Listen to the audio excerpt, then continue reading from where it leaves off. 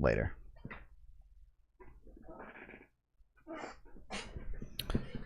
Where the fuck is my phone? Oh.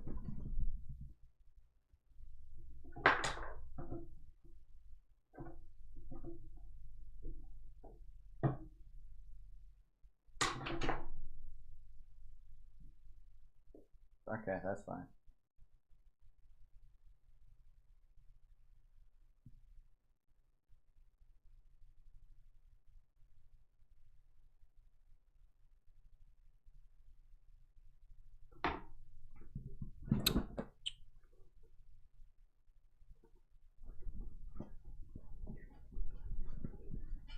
Oh, Botrix has correctly joined the channel. Thanks, Botrix. Wow. Wait, did that not show up on stream? Is this not showing up? It might not. Oh, it's a new link, so it's not going to. Hold on.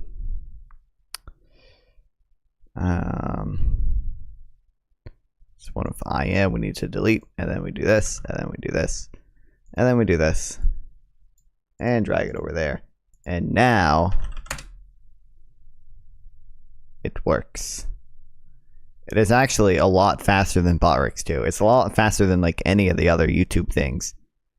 Mainly because it's like whatever like API shit or whatever YouTube has set up for chats does not fucking work correctly, dude. It's so delayed for like every third party thing.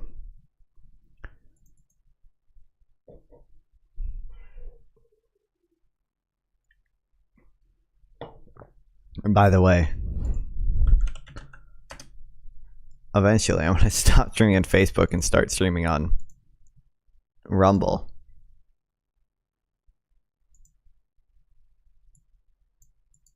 But in order to stream on Rumble, you need to get 5 followers.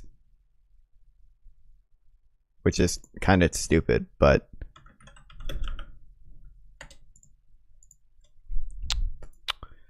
I didn't know that you could that Rumble is actually a YouTube clone and you can upload videos to Rumble. My favorite League of Legends streamer. Oh yeah, that's me.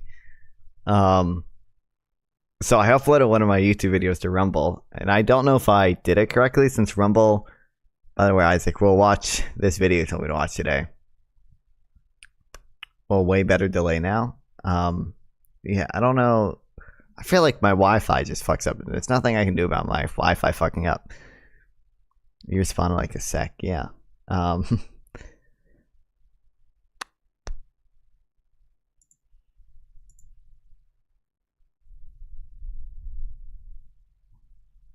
do I videos? All videos. Used to be like 5, sick. It has no views yet, damn. But when I upload stuff on Rumble, it has like a bunch of weird license things I can't show you. Where like I think they want people to be exclusive to Rumble and not upload their shit to YouTube too, but I'm not fucking doing that. So I think I had to sign like my rights to the video away to upload it to both Rumble and YouTube, and I don't really know how that works, but I'm sure it's fine. I'm sure nothing ever bad could happen. Hi, I love this stream. I just got done playing Disco Asylum. What a fantastic game. I'm so glad that it's available on stream. Yeah. Slovakia, Lithuania, without going through Poland. Well, you do Russia. I agree. Thanks, Poland. Slovakia? I don't. So, would I do Turkey, Bulgaria, Romania? Oh fuck. Romania doesn't border Slovakia? What's in between these? Is my country? Yeah, I actually can't use it. What the fuck is in between Slovakia and Romania? Damn. Why don't I should it's not Hungary, I guess? Yeah, there we go, Hungary. Okay. And then I just need Latvia here, right? What? They're connected. Oh, Georgia. There we go. Perfect. Wow. Look at that. What do you mean? Success you got. It's 7 get the shortest solution is 7 guesses. What do you mean? Okay, whatever. What's the difference between plus 0 and perfect? Fuck this. Stupid. I didn't stream yesterday, and I haven't been streaming a ton. Because I've been tired for, I don't know why. I think it's just because I was going through a caffeine withdrawal, but I guess what, baby, I have more. Hell yeah. But also, I've been trying to set up my TikTok stream, okay? And TikTok is the worst platform ever made. Like, literally. I have my mocks this month, I'm scared. Your mocks? What does that mean? Anyway, TikTok is literally the single worst platform ever made. It shouldn't be that hard to stream on TikTok, right? Every other platform, I think some of them have some, like on Rumble, you have to have 5 followers, and on YouTube, you have to you just have to verify your account. Okay, that makes sense. On TikTok, it's like a big practice test before the big exam. Oh, okay. School year. Okay. Well, good luck.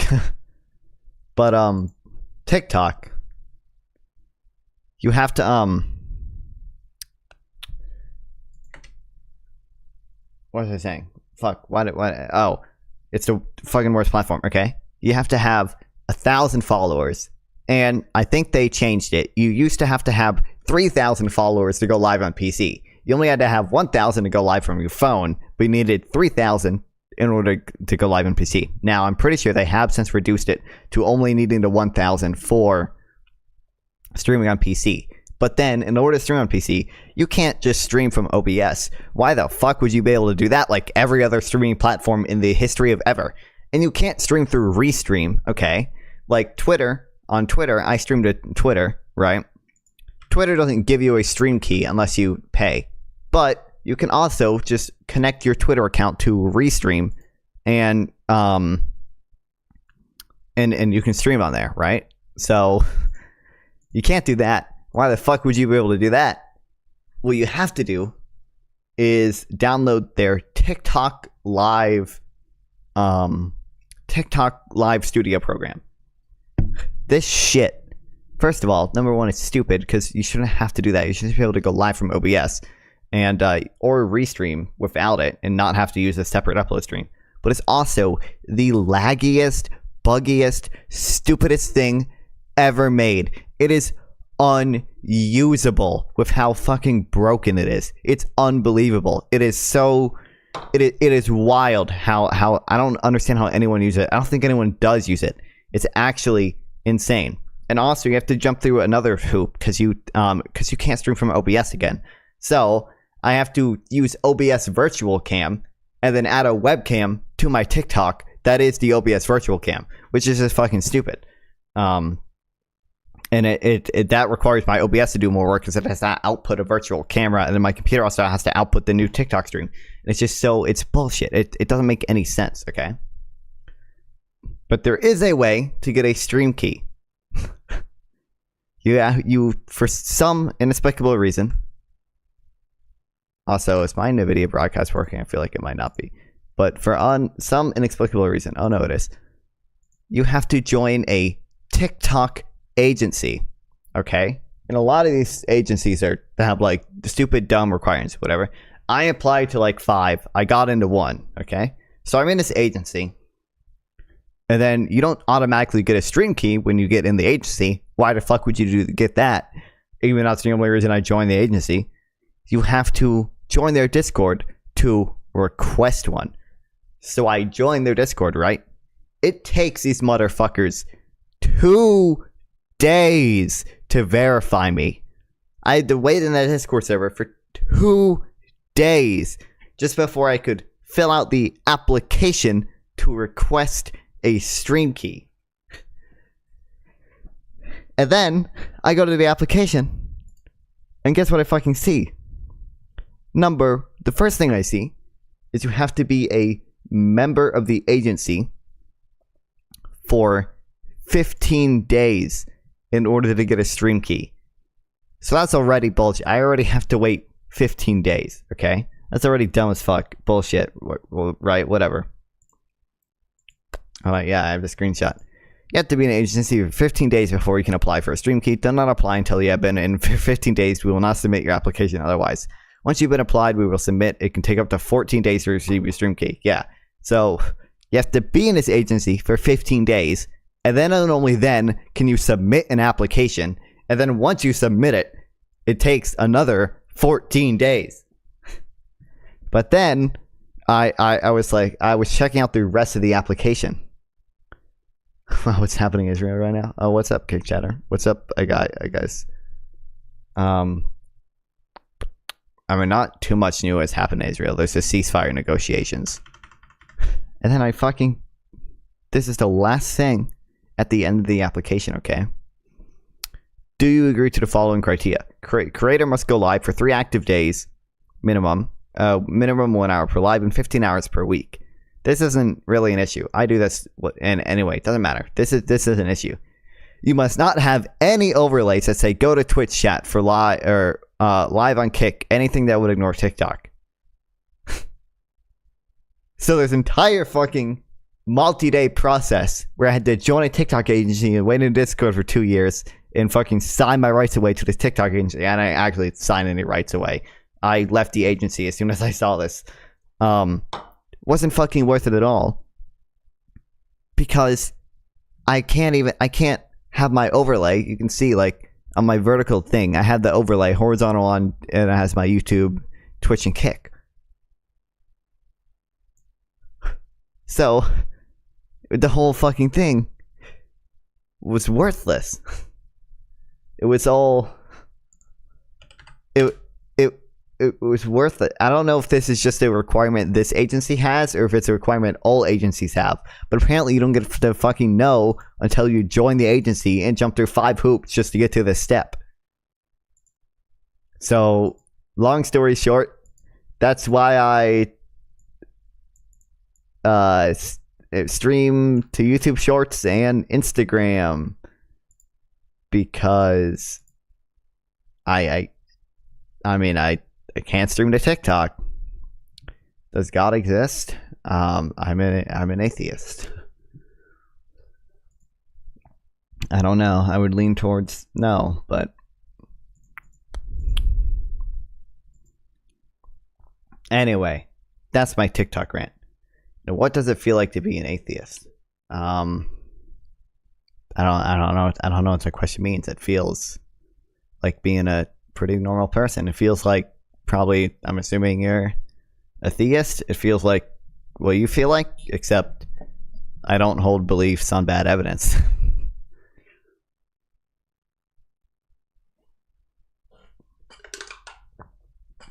One energy drink down already. The TikTok rant took a lot out of me.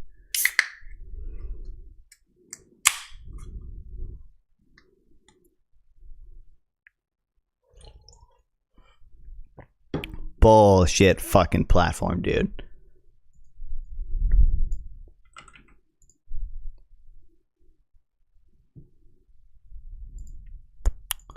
Okay, watch this. One more 100% right here.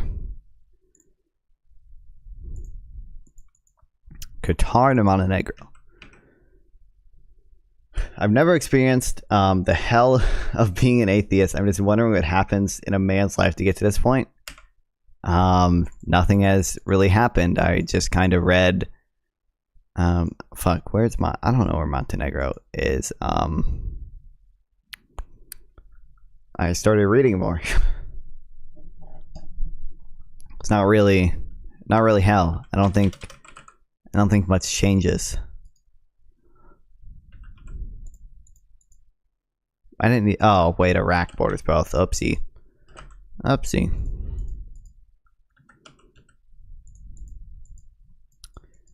Does it border Romania? Nope. Serbia, okay. Nobody fucking gives a fuck about Montenegro. What the fuck is this bullshit country? So you're saying you're addicted to hell so much you're denying it. I don't think it's I mean, I don't think there's anything I can say then that wouldn't say that you wouldn't just say I'm in denial. Do you agree with Palestinians' people's thoughts about a free Palestine without Hamas? I mean, yeah.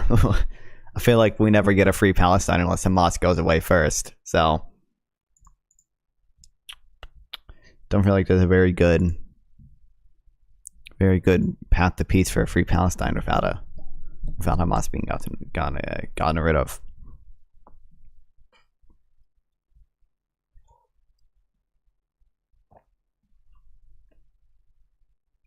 Hold on, maybe my NVIDIA broadcast isn't working because I see it looks like this back, but maybe it's just too low or something. But there we go. It wasn't working. It was lying to me. Okay.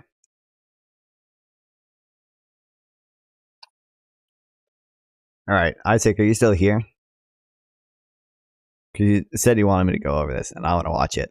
And it'd be cool if you were. Very interesting. Okay. And I will watch it without you. So if you want my epic Ben Shapiro debunking of it.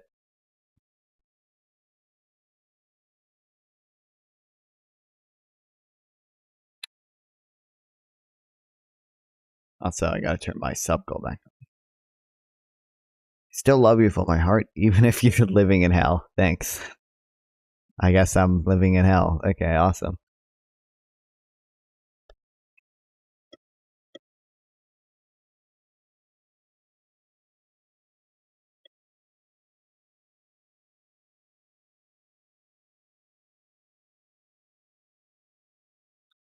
Okay. Apparently this is part 2, but I could not find part 1 on this guy's channel. So, and also I didn't watch all of this, but apparently he had a debate with Destiny, but didn't go over a lot of the things that like I would want them to go over. He did say some kind of wild shit about Judaism being a more okay. Well, I wanted that to fall over. Being a more violent religion than Islam, which I don't think is true. Can I ask you something without you getting offended? I'll try my best, but you know how us atheist snowflakes be. I didn't watch all of his debate with Destiny. I watched like the last 30 minutes because they were talking about the stuff I cared about most in the last 30 minutes, but even then it was like stupid stuff.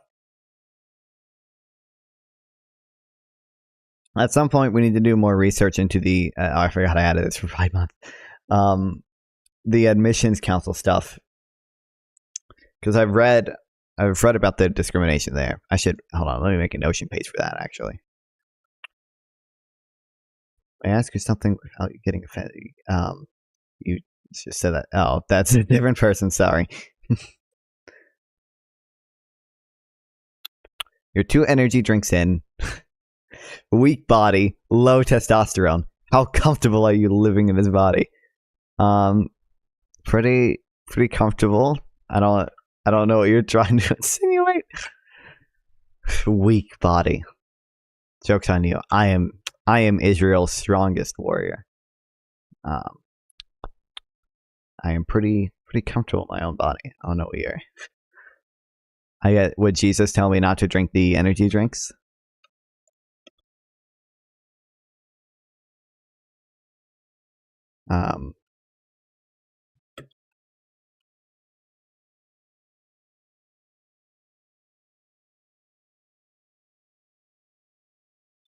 It's not this. Mentally weak too. PPG exposed that. Oh, that's true. Actually, yeah. This is not what I want.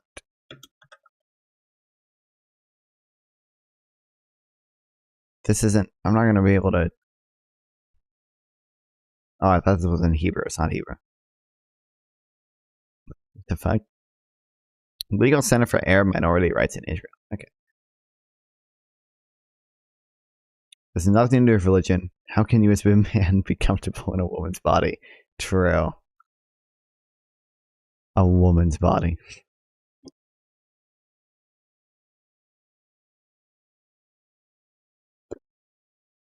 All right. I don't think I would be comfortable in a woman's body. That's why I'm pro-trans. But I am comfortable in a male body, which is what I, in fact, have. Little known fact. All right. Apparently this is part 2, but again, I can't find the original. Oh yeah, good idea. Good idea. So I'm Aiden Doyle. I'm a student at UCLA. I was at the encampment. I run my own political show on YouTube called Aiden Doyle Politics, and I post kind of informative clips on Instagram, just about politics and informative clips in general on my Instagram. Hold on, we should check out the informative clips Aiden later. Doyle. Yeah, that's me. You can introduce yourself as well if you want. Yeah, sure. So I'm Cam Higby. I am an investigative journalist and political commentator for Today's America. I've been doing this for 6 years, probably. I've been debating for a long time. I've been researching this issue in particular, the Israel-Palestine conflict, for about 4 years. Started researching it just because I was super interested in history, and I saw some people talking about it, and then October 7th happened and it kind of exploded. Now everybody's talking about it, which I think is super fascinating. So yeah, anyway, that's a little bit about me. Yeah, we can edit that and put it at the beginning of the video, or I'll probably do that. So we can I decided the first topic. Why don't you decide the next one? We can do apartheid or genocide. Oh boy, okay. Yeah, I mean, we can go with genocide. You can feel free to take it away if you want. Like, give your definition of genocide, make your case for why you think it's genocide and stuff like that. I'll just take right. So the deliberate killing of a race, an ethnic group, or a nation with the intent on killing a part or all of that group, or a significant part or all of that group. And so, if you want to argue, well, it has to be specific intent. Deliberate is not necessarily enough. That this constitutes a genocide. That swords of iron constitutes a genocide. You have to demonstrate that there's intent, and you have to demonstrate that they're targeted. Wait, swords of iron was the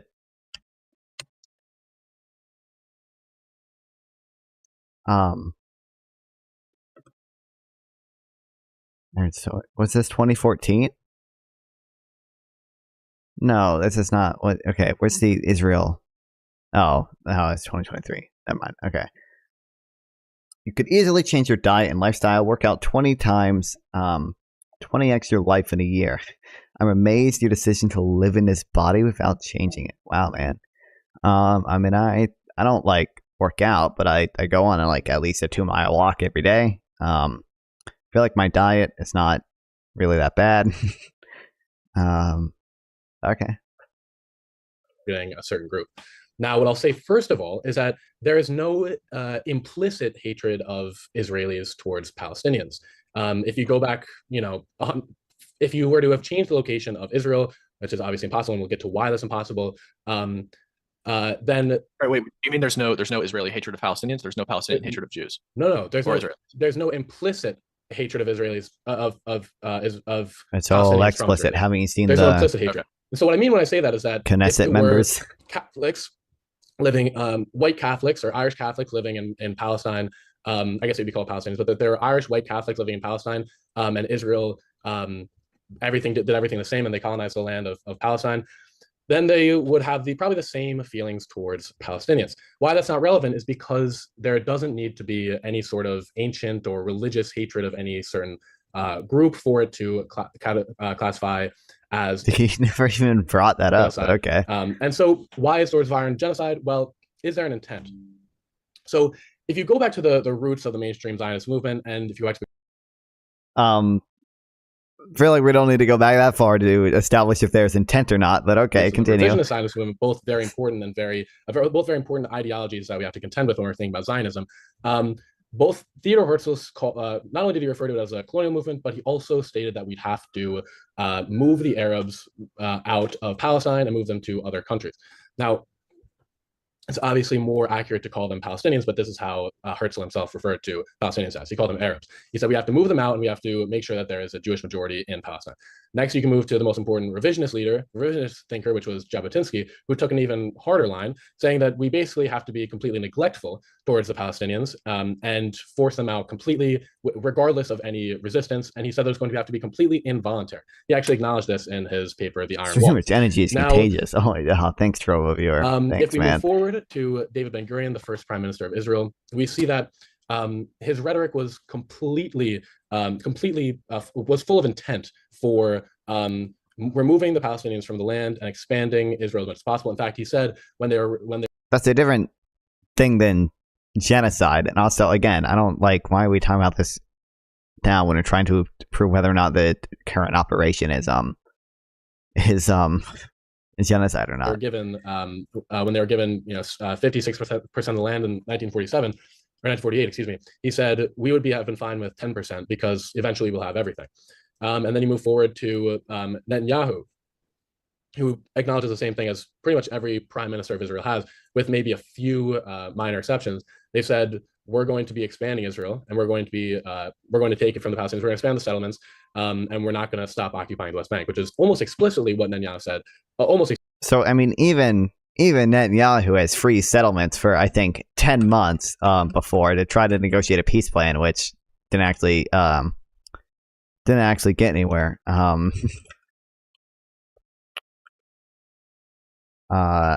mean, maybe we're sending a bad phrase or something. But also, these are wildly different states. Saying like Israel is expansionist, like, okay, that's fine. Like, obviously, land has always been pretty important to Zionism. Going from that to genocide is a bit of a leap. Basically what Netanyahu said with regard to the Oslo Accords. So there is clearly intent, at the very least, to expand Israel, and certainly ethnically cleanse Israel of or Greater Israel of all Palestinians. But genocide isn't just the intent to ethnically cleanse, which is pretty much obvious. Even super pro-Israel conservative commentator Charlie Kirk said Israel is going to ethnically. He said this on October 10th. He said Israel is going to ethnically cleanse Gaza of all Palestinians. But again, that's not what genocide is. But genocide, where genocide comes into play, is that it has become clearer and clearer to Israel that it is impossible to create some sort of. Also, I hate this term ethnic cleansing because it's not actually like a well-defined term anywhere. Yeah,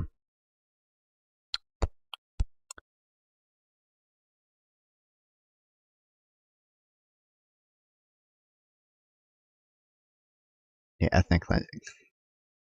Ethnic cleansing has not been recognized as an independent crime under international law, and there is no precise definition or concept.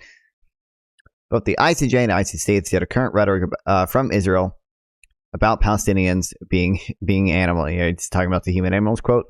Amalek and such is enough to show intention of ethnic cleansing. So again, ethnic cleansing is not its own independent crime. The ICC specifically has not charged Israel of genocide because they don't believe that they can show that intent. Like you can listen to the statement from the ICC prosecutor. He says genocide is assigned by the. I found you again. Thanks. Oh, thanks for the follow.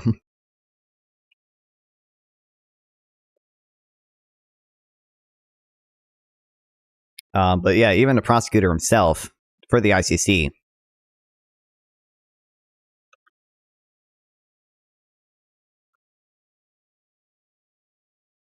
Genocide is defined by specific intent, not only killing, but an intention to destroy the group in whole or in part. So it's a specific intent to destroy the group in whole or in part. So we have not included in our application today.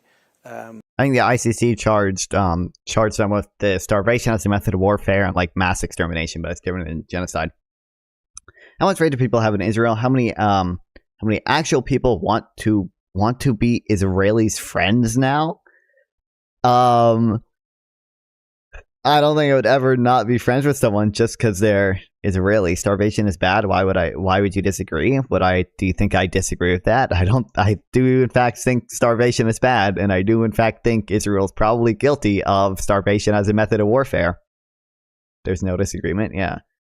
Because the starvation as a method of warfare there doesn't even have to be intent behind it. All that matters for starvation as a method of warfare is that starvation would follow in the ordinary course of events from like measures imposed in Gaza, like the complete siege that was ordered after October 7th. Under the Liber Institute did a good article. I don't think we ever took notes in it, but we read it. Not that one. This one.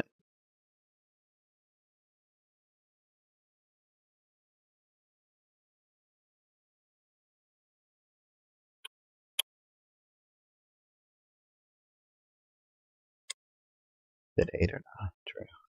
Oh, yeah. Does Hamas steal aid or not? seen settlers attack Econ convoys. I've seen that, yeah. So despicable. I agree. I don't hear enough pro-Israel folks condemn that. I condemn it. Yeah.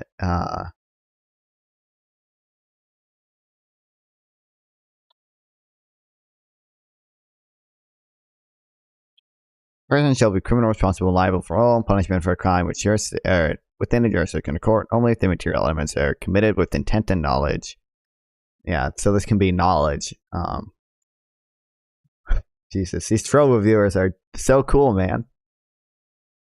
Refugee crisis, because other Arab countries or Arab countries surrounding Israel and Palestine will never take in refugees. Egypt doesn't take in refugees. Saudi Arabia doesn't take in refugees. Iran, obviously an Arab country, but in the Middle East doesn't take in refugees. So they've switched to a strategy which Ephraim Inbar and Eitan Shamir call mowing the grass, which is a tactic of a strategy using asymmetrical warfare and extremely high intensity, short-term missions, incursions into Gaza, where they kill large numbers of people, regardless of their reasoning for doing so, regardless of whatever happened first. In this case, it was October 7th. And they do this in order to have to keep Gaza relatively docile during the periods where there is not warfare. And I mean, October or the it was not the mowing the grass thing is not periods where there's not warfare. My understanding is mowing the grass is like the 2014 and 2008 operations where they like do certain like targeted airstrikes against like where Hamas is firing rockets from and do incursions into Gaza to try to like attack these, try to dampen Hamas's military capacity. The most recent, the actual full Israeli invasion into Gaza, this most recent one, Swords of Iron, is not it's not mowing the grass. This is trying to get rid of Hamas entirely. This is a tactic not done with peace in mind, but with the idea that Hamas is essentially intractable and unremovable, and that they will never remove Hamas, and therefore the best way that they can deal with the Hamas and the Gaza question is to have short-term, high-intensity, large. I have never heard anyone have that impression of Israel. I don't live in America, though. Most people don't actually like Israel here. Well, there are plenty of people who don't like Israel in America, but okay. Large death count incursions into Gaza that will essentially intimidate or scare Hamas into not attacking them for a long period of time. And so the reason this constitutes genocide is because you have if he literally is stating that the intent is to not have Hamas attack Israel, then that can't possibly be genocide. He literally just stated the intent of it is to, I mean, maybe he's going to say that he thinks Israel's lying or something, but he literally just said high intensity, large death count incursions into Gaza that will essentially intimidate or scare Hamas into not attacking them for a long period. If he's saying that this is the intent behind it, that it can't be genocide because these are two different intents. Of them acknowledge that not only powerful figures in Israel, certainly right now in Netanyahu and his coalition, and you have We're not allowed to deny food and water. I agree. Actual ideological, the most influential. Fuck, we gotta read that one article from The Economist. Who is responsible for feeding Gaza? I don't think we ever actually read it, but fuck, I don't know where I put it.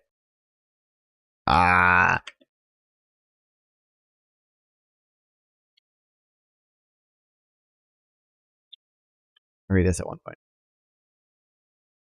Israel does not have any right to defend stolen land. For the UN recognizes the territory as Palestine. What territory? Are you talking about Gaza? Because I mean, it's true they recognize Gaza as Palestine, I guess, but like Israel's pre-67 borders are recognized by most of the world. Israel's a member state in the UN, so they threw settlements where October 7th started. They threw settlements where October 7th did not start. October 7th didn't have anything to do with the settlements. These are the settlements are in the West Bank. There haven't been any Yes, it did. It's just not true. You're talking about the kibbutzim. The kibbutzim are not settlements. And military bases, remember. Yeah, true. But the kibbutzim are not settlements. They are? No, they're not. Not by everyone's definition of settlements except this very specific one that you're going to pull out of your ass. No, when people say settlements, they mean the neighborhoods that Israel is building in the occupied territories. They don't mean the Kibbutzim. That's why they're called the Kibbutzim. Those were villages. They can say Israel captured in the 48 war or whatever, but that was in 48. When people say settlements, they're talking about these settlements in the UN definition. Pretty sure the UN does not count the Kibbutzim as settlements. I'm almost certain that is true. That isn't true. Because the Kibbutzim are not an occupied territory. The settlements are built in occupied territories. The Kibbutzim are in Israeli territory. People in Zionism ideologically, both of them acknowledge that not only do you have to have a Jewish majority state, but in order to do so, you have to ethnically cleanse the region of Palestinians. At this point, it's just like, it's kind of true. Eventually I'll read the Benny Morris didn't they open a new Batim in Gaza? Right, what do you mean? In 2005, they had settlements. Israel had settlements, actual settlements in Gaza until 2005. Peter said he will debate you again, and you will cry again. I don't think I cried. Now 2024. No, I'm pretty sure they didn't do that. I'm pretty sure there were actually people who tried to do that. And the Israeli military stopped them. There were like far right extremists that actually tried to fucking go into the Gaza Strip, and Israel had stopped them from doing that. But no, they had settlements in 2005, and then in 2005, after the Second Intifada, they withdrew those settlements. Yeah. Please debate PPG just for fun. I don't think he debates well. It would be funny. If PPG DMs me, I will debate him. Okay?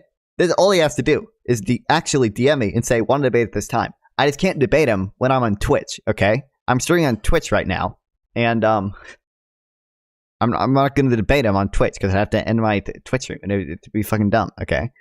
That's very fair. If PPG wants to DM me, I stream everywhere else, so I can just set up his stream to not stream on Twitch and stream everywhere else, and I can debate him then.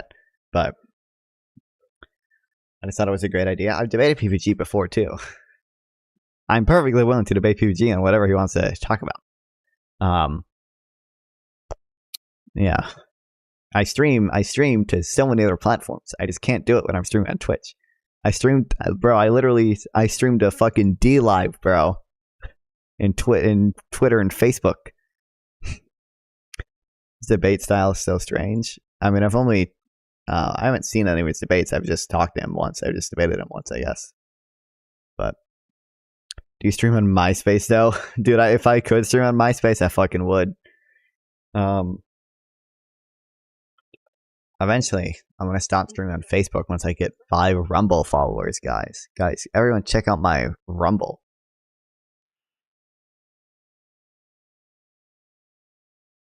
I don't know if how easy it's gonna be to get 5 followers in Rumble, but it's clear to Israel that that ethnically cleansing the region and just forcing them out of the country, which would have been actually acceptable to most of the original Zionist thinkers, is completely impossible. Therefore, they have taken on a strategy of drop link to my Rumble. I mean, I would love for people to follow my Rumble if they want to, but cool.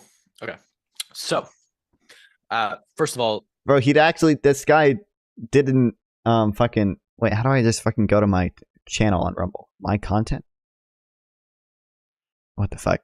He didn't actually say Israel's committing genocide at all. What he did was quote Ben Gurion, which there are obviously bad Ben Gurion quotes. I don't think anyone would say. I don't think.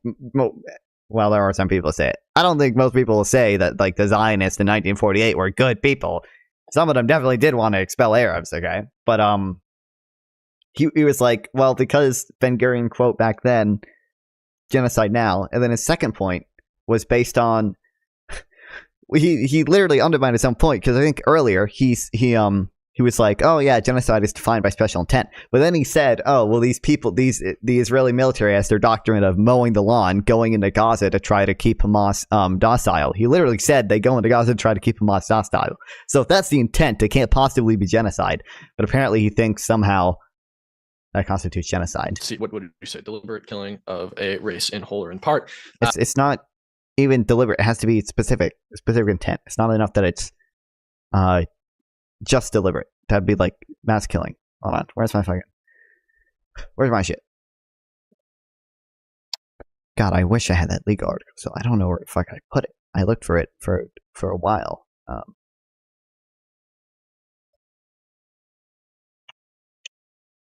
Specific and deliberate.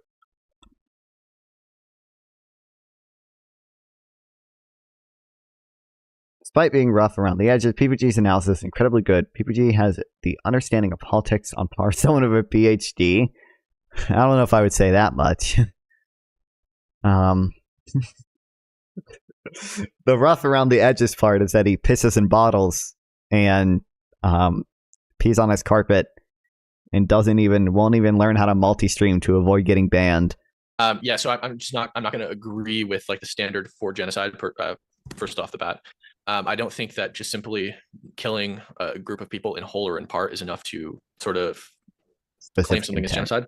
If I go into a church, and there have been lots of instances in the United States where people have gone into churches and shot them up, right? That is destroying in part the demographic of Christians in the United States. It's not a genocide, right? You need more, obviously you need intent. You specified that, of course, but you need like very specific intent, like very outwardly stated intent. Dolo specialis is the legal term. In this instance, a form of mens rea that is going to imply that in this specific conflict, they are attempting to, destroy this group in whole or in part, not because of the fact that they're in a conflict and that they're accidentally killing people, but rather because they want to wipe the group of people out. On top of that, I agree with you that there's no implicit hatred of Palestinians from Israeli, but I don't agree with you with what you were saying. I don't agree with you that Israelis are colonizers. I think a lot of people like mix this up with sort of like imperialism, right? Colonizers imply that there is a mother state and that Israel would be a colony of that mother state. There is no mother state. Well, the point is that they're colonizing Palestine, right? The point. I don't know if it. I never fight people in a colonialism point because, like, even if it doesn't like strictly fall under the definition of colonialism, like you're fucking moving to a territory with the intention of forming your own state there, like that's probably not great. But like the reality, but like, why are we talking about 1948 right now? They're not colonizers. Hatred doesn't have to be present. Herzl said that they would have to move the Arabs out. Okay, so Theodor Herzl isn't like the end-all be-all of Zionism, right? Like just because you're a Zionist doesn't mean that you agree with what Herzl said. I know lots of Zionists who agree with a two-state solution. It's not a monolith. You don't have to agree with like classical Zionist thinkers that we think of when we think of Zionism to be a Zionist. Obviously, meanings change over time, and I don't think that's what most people mean when they talk about Zionism. So you're going to need clear intent to ethnically cleanse. I don't care what Charlie Kirk said about Palestinians being cleansed. I don't agree with a lot of things that Charlie Kirk says. His words are meaningless to me. I don't care.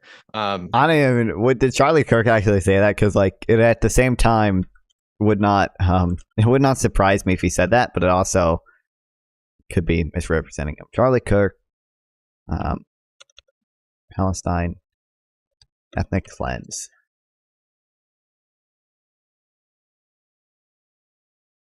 Oh, wait. Charlie Kirk admits to planning to cheat in 2024. I don't know if I'm ever going to be able to find. I don't know if I'm going to be able to find what he's talking about, but you said that they think they'll scare Hamas into not attacking them by mowing the grass or whatever. Totally ridiculous. Nobody thinks that. Nobody thinks that if you just go in and kill a bunch of Palestinians, that Hamas is going to stop retaliating. That's never going to happen. It never has happened. Hamas is always attacking Israel. They're always launching missiles between them and the PIJ.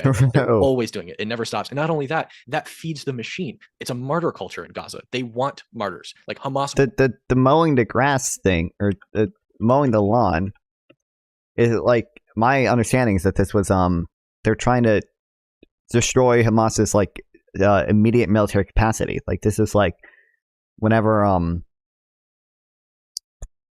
Hamas would launch a shit ton of rockets into Israel, they would try to destroy where they're launching rockets from. The term was coined by Aram Inbar and Etin Shami to describe a patient military strategy of iteration with limited goals to diminish their opponent's capacity to harm Israel and to accomplish temporary defense, both of which are achieved through occasional large-scale operations, as seen in the three Gaza wars and the Second Lebanon War. The Dahiyya doctrine is something totally different. I don't know why it's linked here. Can I pick your brain on Rabbi Shlomi? I don't know enough about him, but I guess. Is this the author? Oh, I don't think I've seen much from this guy. This wasn't the one I was thinking of. This wasn't a president I'm thinking of.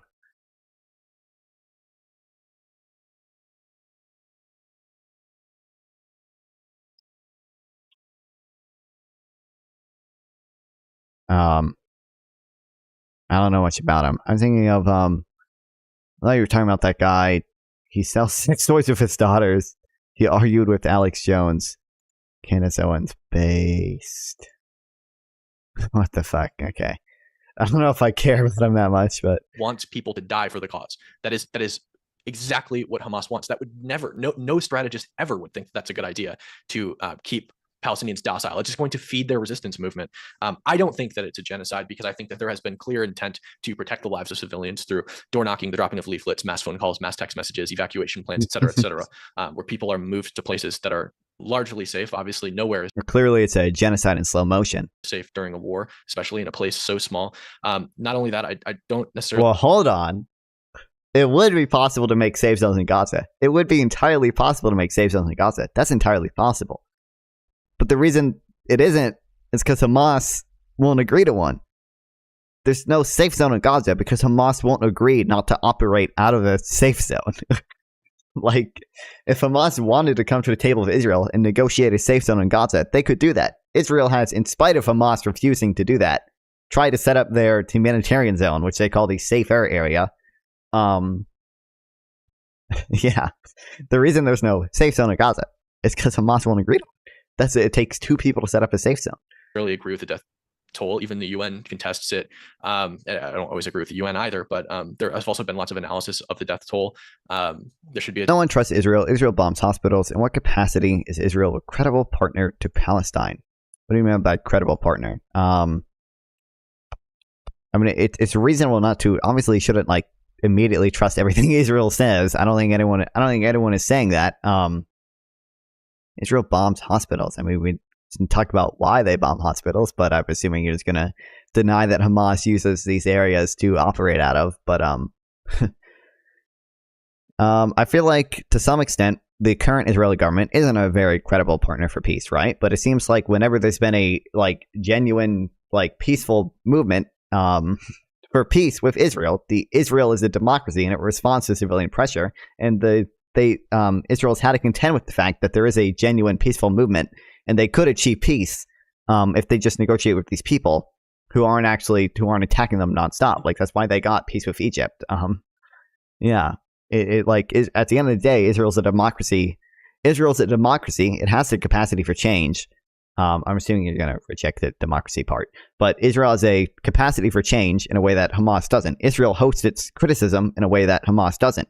Israel has its has B'Tselem, it has Haaretz, it has left-wing parties, it has the Arab Party in the Knesset. Yeah, it hosts its own criticism and it has the capacity for change. Whereas like Hamas doesn't really have that. Even the PA doesn't really have that.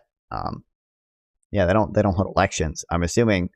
I don't know how good press freedom is in a PA, but direct correlation between the deaths of women and children, but there is no correlation.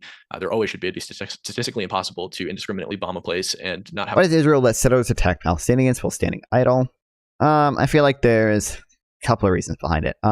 Number one, I think it's important to say, like, as a matter of official policy, technically they're not supposed to do that. Like, their policy is not to do that, right? Which, to some extent, does matter under international law. Okay, because that makes it like different crime. I feel like the reason they do that is mostly because a lot of the population is radicalized. I feel like that's usually the reason behind it. It's because these IDF soldiers are in some way radicalized, right? But like, we always make excuses for why Palestinians are radicalized, but then we never apply the same excuses for why Israelis are radicalized. Like, you can say Palestinians are radicalized because they live under occupation, or they live under the blockade and they can't eat cookies or whatever. But then we never apply like the same excuse to Israel and say, oh, well, the Israelis are probably radicalized because they've had rocket attacks against them for 20 years. And yeah, they've had to do multiple incursions into the West Bank to try to get rid of these terrorist organizations that operate out of there. Like, we never seem to apply these things. Like I would never I think Israel has a serious problem with settler violence and not prosecuting IDF members who commit crimes, right? Like there's plenty of examples of like IDF members who will commit murder, right? And they either doesn't get investigated or doesn't get properly prosecuted, or even when they do get convicted, half the country will call for them to be pardoned and they never end up serving their full sentence. I think that's a major problem of Israel. But again, at least Israel hosts its own criticism. Israel has Haaretz, which support in this, and has the capacity for change, whereas Hamas doesn't. The other side doesn't here. A correlation between the deaths of women and children when they're both present in the region. There should be a direct correlation between the deaths of women and men, but there isn't. There's a negative correlation. The death toll rises almost every single day with direct metronomic linearity, 270 people, give or take 15%. Some days it should be twice or more the average, and some days it should be half or less, but it's not. It goes up in a straight line, which is statistically impossible. On top of that, the Gaza Health Ministry, the one who's reporting all of these numbers, also doesn't discern whether or not the people killed are militants. They don't tell you what percentage of the people killed or what number of the people killed are militants. But the political wing of Hamas has given numbers for militants, and those numbers for militant deaths. Well, they also the death toll from Gaza is also just death toll from anything. It's not like people who died during this current conflict because of the war. It's people who died of natural causes. It's people who died from by Hamas's own hands. Because like, when Hamas launches rockets, some of them will fall back into the Gaza Strip, and some of them will kill Palestinians there. Hamas will kill the political opponents there. It's hard to find a good guy in a massive violence. Who's the good guy? True. Do you support Ukraine carrying out the genocide against Russian soldiers? I don't think you can really commit genocide against soldiers. Trying to take back their historic homeland and occupying Ukraine from occupying Ukrainian Nazis.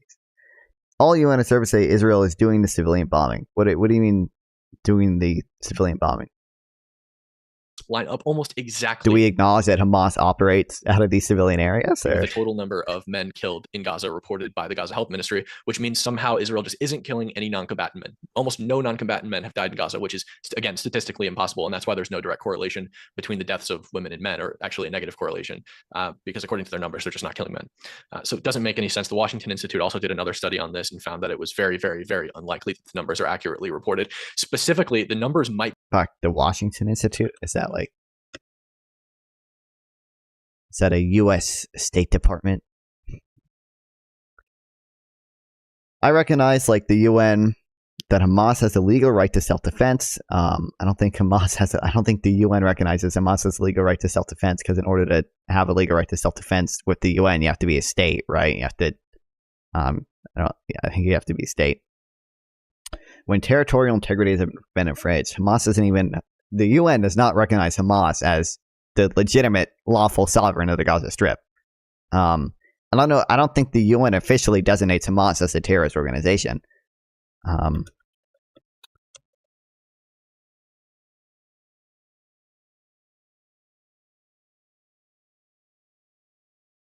we should look into this.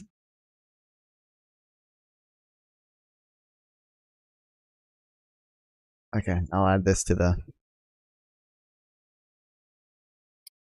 notion. I'm seeing the stuff that he's talking about, like there's a negative, like it seems like they try to report a stable number of deaths every day. So there's like a negative correlation between the women and children killed and the men killed, because on days where there's a low number of male deaths, they just make up for it with women and children. On days where there's high numbers of women and children, they like just reduce the amount of men that's killed to try to get the same number of people killed every day. The UN does not recognize Israel as the sovereign of Gaza either. That's true. They don't recognize Israel as the sovereign of Gaza. So that does not really help your argument much. But the UN does recognize Israel. Well, actually, it's complicated whether Israel. I don't know, because Hamas is a non-state actor. So like Israel doesn't really have the right to self-defense against a non-state actor, because the way Article 51 works, you have to be invoking it against another state. But most of the jurisprudence around fighting non-state actors does seem to support Israel's right to self-defense even under international law. But okay, that's a complicated question. Anyway, that doesn't really help your argument much either.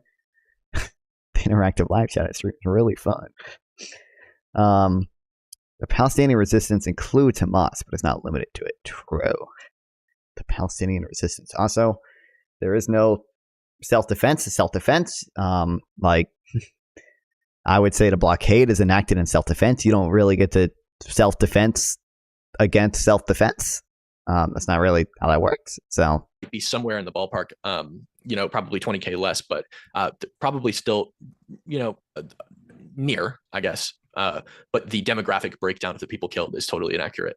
Far more militants than reported, and also the split between women and children isn't accurate. So on top of that, I think that this kill count. Well, you can't steal land that then claim self-defense. True. You understand, like, every nation has stolen land at some point, right? Like, the reason I would say, like, Palestinians don't have the right to resist anymore is because they've been exercising this right to resist against land that was stolen in the fucking 1880s or 1948, right? Like, at some point, the solution to this can't just be infinite violence forever. At some point, you have to be willing to, like, make some concessions. Every nation has stolen land at some point. Like, yeah, obviously, at some point, you kind of got to fucking give up, dude. You kind of have to come to the table and actually try to negotiate for peace. You can't just be launching attacks against Israel nonstop in hopes of capturing land that you lost in 48. And, like, yeah. For a war is actually incredibly low, and I think that that's thanks to the measures that Israel's taken, like roof knocking, dropping leaflets, mass phone calls, mass text. Roof knocking is a bad example to use because roof knocking probably is not an effective warning. So, what argument can be made credibly by someone using a 2,000-year-old land claim? I mean, do you think, like, I wouldn't like, I don't really support how can I become a super fan of this stream? I don't think Israel does. Well, it, like, the Zionists in fucking 1880 did. I don't really support that. I don't really think you should be moving to an area that already had people living there with the attempt to establish your own state, right? I don't think that's necessarily a morally just thing to do. But the reality is, I don't have to tell you, like, Israel's a nation now. Israel has a group of people with a cohesive national identity, and they're recognized by the UN to be a country, and even Jordan and Egypt recognize them, and yeah. Text messages, incredibly low to other armed conflicts, especially this duration. When Russia invaded Ukraine, 25,000 people were killed in the first 30 days of the Mariupol invasion in a city with a population of Israel's temporary, Palestine is eternal. True. 400,000 people, as compared to what, like 2.5 million people living in a much smaller area in Gaza. There should be way more people killed, but there isn't, even by the highest estimates. Even if we accept the Hamas numbers, which are obviously inaccurate, even if we accept them, it's still incredibly low compared to other conflicts. So yeah, and it should be much higher because the population is so dense. People die in wars. People dying in wars does not constitute a genocide. I think that you can't say that America committed a genocide in Afghanistan because civilians died. You can't say that. I'm trying. Oh man, what the fuck? To be a man in such times is to be one amongst untold billions. It is to live in the cruelest and most bloody regime imaginable. These are the tales of those times. Forget the power. What fucking copy pasta is this, bro? Kind of trying to think of, like, other wars. Like, you can't say America committed a genocide against Nazi Germany because people died there, right? It's an armed conflict. People die in wars. Unfortunately, civilians die in wars. I am in favor of minimizing those civilian deaths as much as physically possible. And I think that Israel has done that, created a death toll in the most densely populated place on planet Earth that is, like, incomparable to most other armed conflicts that have happened. So yeah, go ahead. Okay, there's a lot to respond to there. So I guess the first thing I want to say is that the numbers are higher in other conflicts, therefore doesn't constitute a genocide. Well, the definition of genocide is not that the numbers have to be above a certain threshold, or that they have to be, they have to be 1 million or 2 million. The threshold for genocide is if there's an intent, and actually, as I said, intent. But he's pointing to the fact that, like, you kind of have to infer intent from these things, and, like, if Israel had the specific intent to destroy the Palestinian people in whole or in part, you would expect from that intent for, like, the number of civilian casualties to be much higher than it is. To kill us all or a significant part of a race, ethnic group, or nation. And so when you say, for example, going into a church and killing a bunch of Christians is not a genocide, well, first of all, trying to kill a part of an ethnic group, 5 or 6 people killed in a church doesn't really constitute a part of an ethnic group, at least in any meaningful sense. Of course it does. It's 5 people that belong to that ethnic group. Of course it's a part of that ethnic group. Those people are a part of it, even if a small one. Right. Like I said, that's my whole point. In any meaningful sense. So going to, of course, it's a meaningful sense. They're human lives, right? Like, of course it's a meaningful sense. But that was what you. But I don't really know.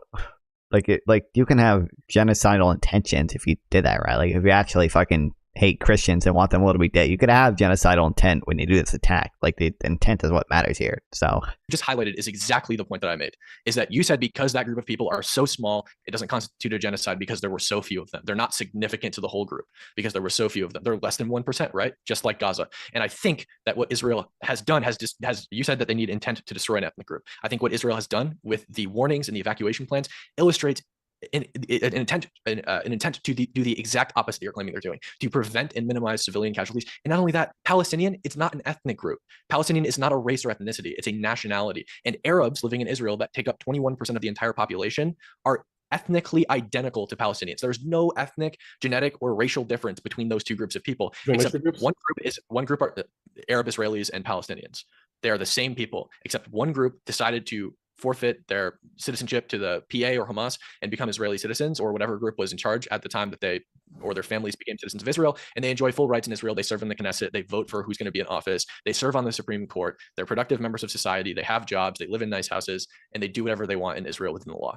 To say that Israel wants to like kill all the Arabs living in Gaza is just total BS. They would have killed all the people living in their own country. What do you first. mean? What am I doing? No. So actually, the goal of Zionism is not to kill all the Arabs or kill all the Palestinians or even ethnically cleanse all of the Palestinians. The goal is a Jewish majority state. And so when you take that in mind, well, it's perfectly feasible that you could have 2 million Palestinians or even 3 million Palestinians, certainly no more than that, living in. I don't know, like if we're talking about what genocide, like I don't really know why we have to talk about what like the goal of Zionism is. That's contentious even amongst Zionists, but I don't think that's super relevant to whether or not. I don't think the overarching goal of genocide is super relevant to whether or not there's an ongoing genocide in the Gaza Strip. Living in Israel, and still have an ethnic cleansing campaign.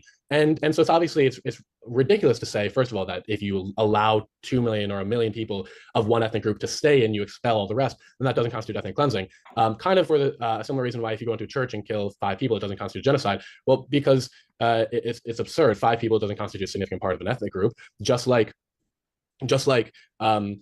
leaving any number of people, allowing any number of people to stay doesn't mean that what you did to the rest of the people was wrong. It's like it's an inverted analogy. And so, first of all, what you said about Arab Israelis not having any, well, first of all, they're Palestinians, but Palestinians, they're not. Not all Arab Israelis are Palestinians. They might not have genetic differences. I don't know what fucking. I hate doing this genetic shit. Like I don't think it actually matters whether like Jordanians and Palestinians are the same ethnicity or whatever. But I never like doing these arguments. But NGO monitor human rights apartheid report.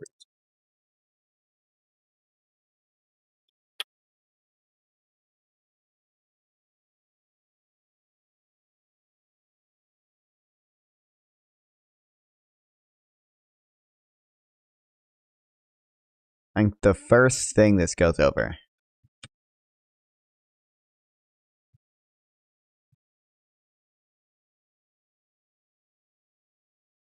Error 1. Human Rights Watch calls Arab Israelis Palestinian, even though a small minority identifies such. The first error may appear minor, but Human Rights Watch falsification here is a keystone of its apartheid thesis. Human Rights Watch, like other anti-Israel groups, this is NGO monitors a pretty pro-Israel group, so just take note of that, obviously. Consistently and deliberately refuse to acknowledge that the vast majority of the 2 million Arab citizens of Israel do not consider themselves Palestinians. This is one of several fatal flaws of the report, as Human Rights Watch deliberately erases Arab Israeli identity by fabricating the notion that Arab citizens of Israel see themselves as Palestinians. Human Rights Watch 217-page report does use the term Arab Israeli. Does not use the term Arab Israeli even once, despite referring to Arabs living inside Israel throughout the document. Human Rights Watch claims that Jewish Israelis and Palestinians are regarded as a separate identity group that fall within the broad understanding of racial group under international human rights law. However, a 2020 poll showed that only 7% of Arabs in Israel self-identify as Palestinian. 51% said Arab Israeli, 23% Israeli, 15% Arab, and 4% no, or 4% other or no answer. Yeah. Palestinians. It's a nationality, and they don't have Palestinian nationality. They have Israeli nationality. No, They forfeit the right to Palestinian. Palestinian is an ethnicity. Actually, It's not an ethnicity. It's not an ethnicity. No, it was it invented by objectively- Yasser Arafat in the 1960s. It's not an ethnicity. No, it It objectively is not an ethnicity. Palestinian It ethnicity objectively is is. I don't know. Fuck. There was one thing I saw. Like, I thought it's a little relevant for international law, I guess, because the genocide part mentions ethnicity, right? But like, I don't really give a fuck. What matters is that there is, at the end of the day, there is a whether it's an ethnicity or not, there's like a somewhat cohesive national identity of people like living in the same area that all identify as Palestinian and identify with the other people living in occupied territories as having like a nation. Like I don't really care about the ethnicity.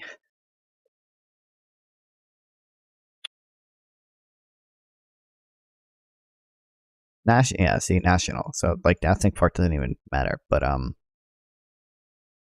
pretty sure Jordan versus Palestine ethnicity.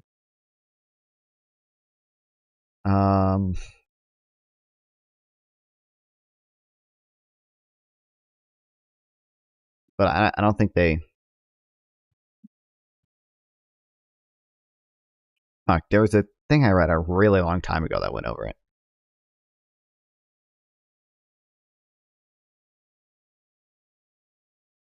But I don't know.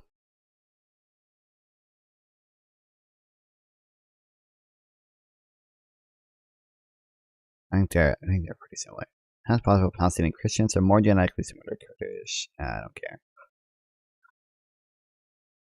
I don't know. I just never like playing this argument. But thanks for the follow, Wet Ben.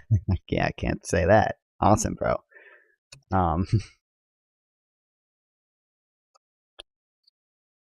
Man, you should start streaming it on Trovo, Isaac. Are you still here? Trovo is the best fucking place, dude.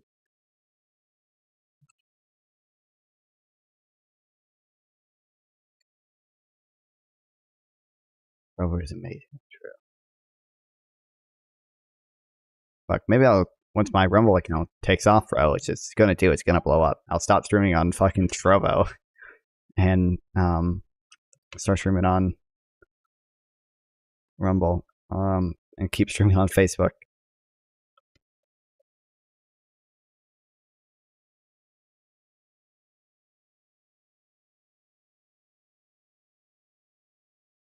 There's a graph I'm looking for, but I don't know. I don't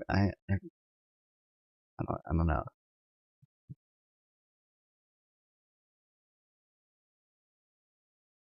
I think What's the ethnic difference between Arabs living in Jordan and Arabs living in Israel? It's What's the ethnic difference? Palestinians. Do they come from different places? Do they Palestinians living do in they have different DNA? What's the difference? Palestinians have a different percentage of Levantine and different percentage of Arab than Jordanians do. Jordanians are also from the Levant. Yeah. And they don't have a different. Jordanians. Well, Jordanians have a different percentage of Levantine, different percentage of Arab. Do you have anything to prove that? Any citation to prove that? Sure, I can show you right now. Study interfered. Here's a study right here. DNA largely resembled a mixture of Syrian, Lebanese, and Syrians, Lebanese, Druze, and Samaritans, Palestinian, and Jordanians. Palestinian and Jordanian DNA largely resembled a mixture of Syrians, Lebanese, Druze, and Samaritans. Or what the fuck can I say that? Samaritans. So their DNA is the same. they're the same people, but guess what? We call them by different names because they're from different places. No, Jordan, Palestinians are from Palestine. They're citizens of the Palestinian Authority or Hamas, depending on where they live, Gaza or the West Bank. So we call them Palestinian because they have Palestinian national citizenship, or we call them Jordanian because they have Jordan national citizenship because they're from different places. They're the same people. No, actually, so They have different cultures. They have different cultures. No, they because sound like different cultures. They sound like different cultures. I don't like. Yeah, I don't feel like it's worth doing the research into this, but I don't know. Maybe at some point it will. But I'm pretty sure they're like Jordanians and Palestinians are like almost like very similar genetically. They're like, but I just don't get why it matters. Like there was just never a point I like fight on. But let me see if I But can. they're the same people. No, they literally are. I mean, just having the same different cultures is They have the same DNA. They're well, the same are people. you talking about ethnically now? different. Are you talking about now? Because well, of course they might now. I'm talking about historically. I'm talking about literally ever. Yeah, that's not true. Prove it. Sure. intelligent fucking conversation we have going on here. Oh, here it is. Title. Oh, I saw this when I looked it up too, but I didn't understand what the fuck this was. What do you fucking eat, cat? Okay. I like kind of like what the fuck is this, bro? Okay, there's Palestinians. Wait, is Palestinians this green thing? And then there's what, Syrians and Jordanians? If it's Jordanian, this blue, because it looks like there's pretty strong overlap between Jordanians and Palestinians here, but Let's you're gonna send me a study, I'm gonna send you a study. All right, so look up ethnic differences between Jordan and Palestine. Who's it by? Drop it in the chat. Yeah, I'm trying to find it. I just dropped one from PubMed. Sure, Let's you're gonna send me a study, I'm gonna send you a study. why wouldn't he? Did he never show this guy's study? I want to know this guy's study. PubMed. Ethnic differences. Jordan. Palestine. This is not. Oh, this maybe. Restracted article. Oh, wow.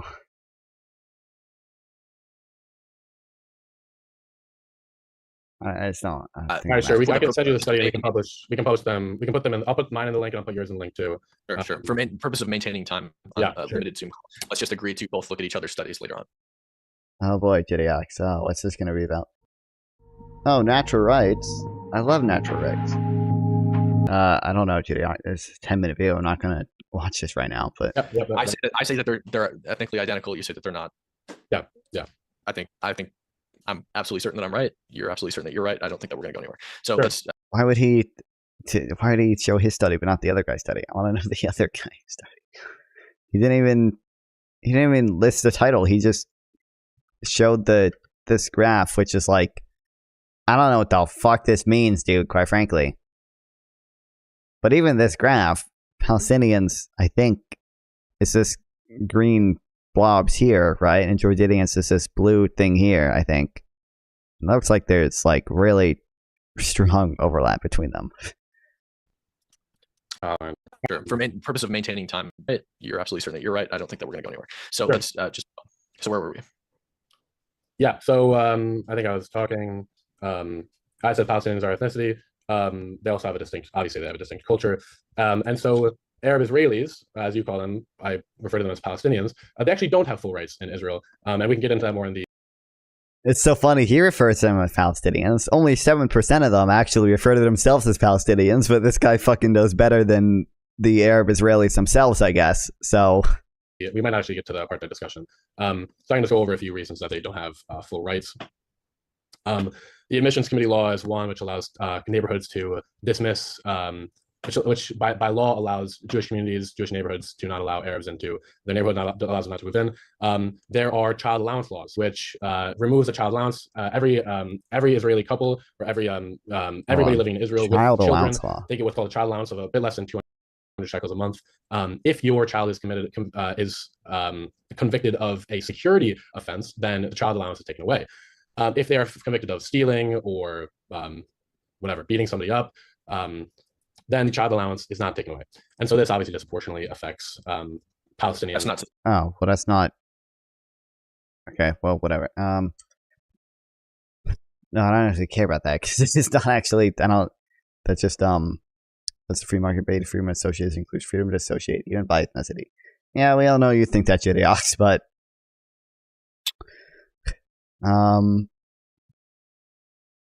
I mean, he's not claim. I'm assuming he probably would claim apartheid, but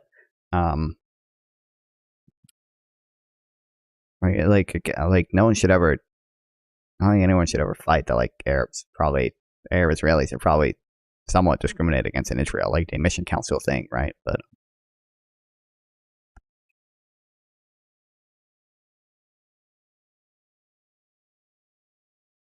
that's just individual liberty. Discrimination. That's you No. violate any law, you get your allowance taken away. No. That's not. No. It's no. Yeah, I don't really care about violating a law. You get your allowance taken away. Like he's like, I understand. He's gonna say what Arab Israelis probably commit more crime, and they probably do that because they're are probably somewhat systemically discriminated against. That's probably it's not specific to any person. If you violate a security offense, who do you think is more likely to violate a security offense? A Palestinian living in Israel or a Jewish person living in Israel? What, is he doing race realism here for what? I don't think that it matters. It's regardless. I think security offenses are more important than stealing things. You think if you commit a security offense, that's more deserving.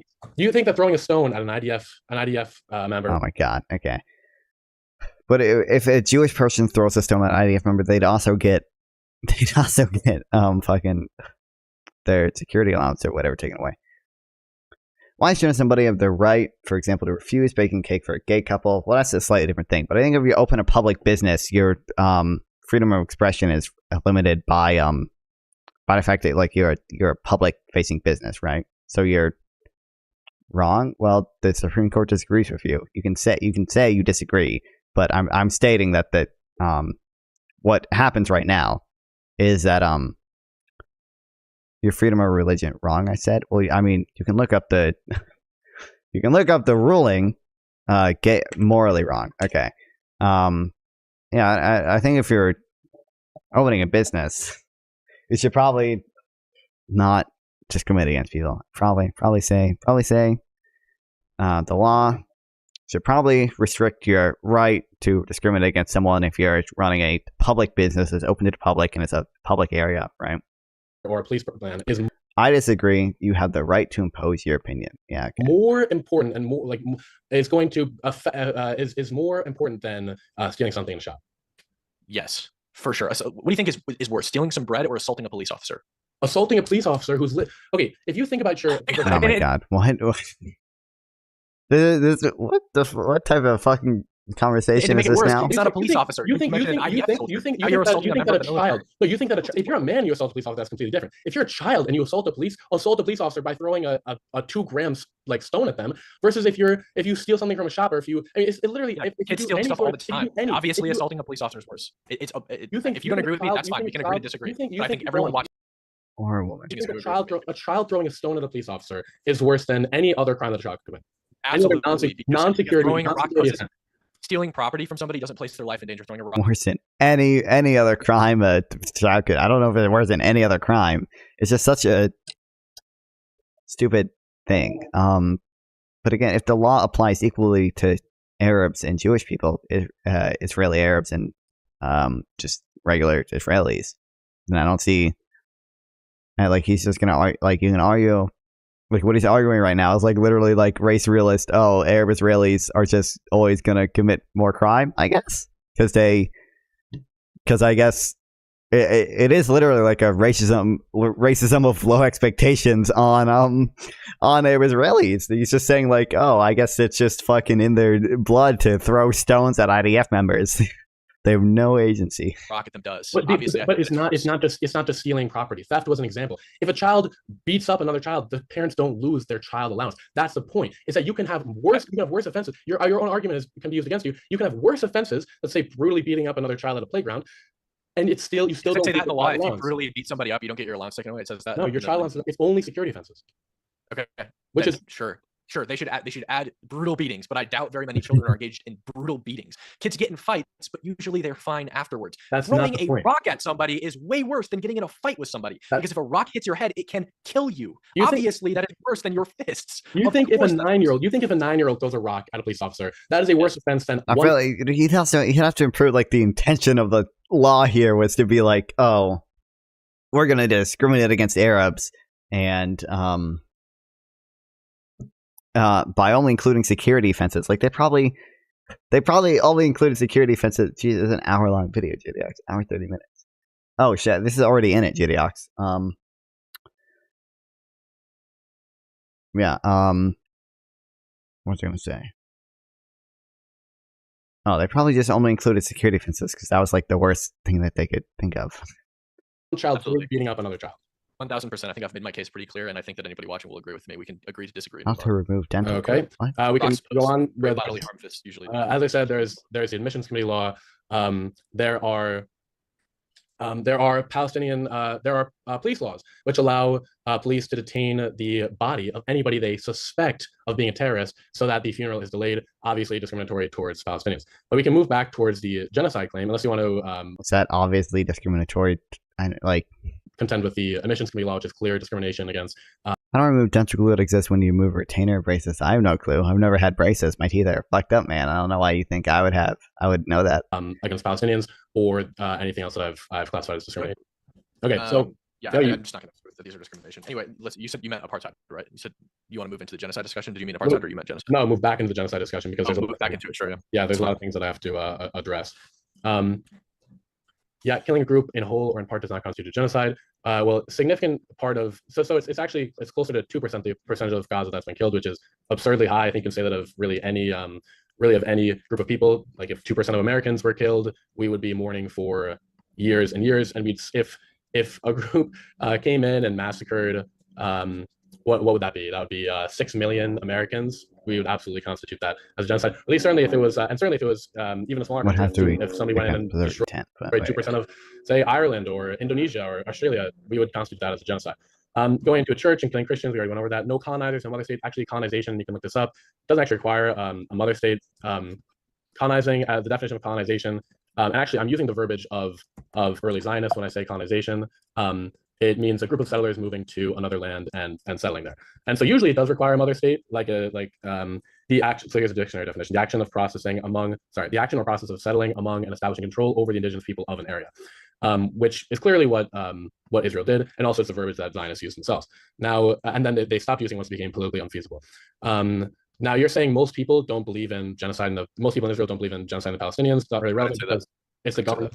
It's the government. You said that most Israelis believe, or a lot of Israelis believe in a two-state solution. I believe those were your exact words. No, you said that you were sort of illustrating this picture that like if you're a Zionist, that means you want to wipe out Palestinians, and I illustrated the fact that Zionism is not a monolith, and there are lots of Zionists who believe in a two-state solution. It's like I'm more talking about the ideology. Cracks open Theodore Herzl and is like, yes, kill all the Palestinians. You know what I mean? Well, I want to most Zionists probably don't even know who Theodore Herzl is. No, so my whole point was I was trying to demonstrate the ideological roots of Zionism and how that impacts how people today think about the Palestinians and think about the expansion of Israeli state, which is important because intent is part of the conversation. So I don't know if you're still watching. It's so funny to me that like he was like, you can call them Arab Israelis, I'll call them Palestinians, when only 7% of them, only 7% of Arabs in Israel identify as Palestinian. That was so funny to me, dude. That's like the actual like white savior fucking mindset there. That's so sick. Mowing the grass is ridiculous because Hamas is always launching rockets into Gaza, and Hamas is a martyr group. Well, this is Gaza. The whole of Gaza is a martyr culture. That's what it's getting at. It's like killing people fuels the movement. In no way would any strategist ever think that it's going to halt the movement. No, actually, that's exactly the point. That is literally you've literally struck oil. That's exactly what I'm saying. Doubt it. Exactly what I'm saying. I highly doubt it. No, can you prove that anyone in the government is like currently carrying this out? No, let me explain. The whole idea is that it's going to be impossible to root out Hamas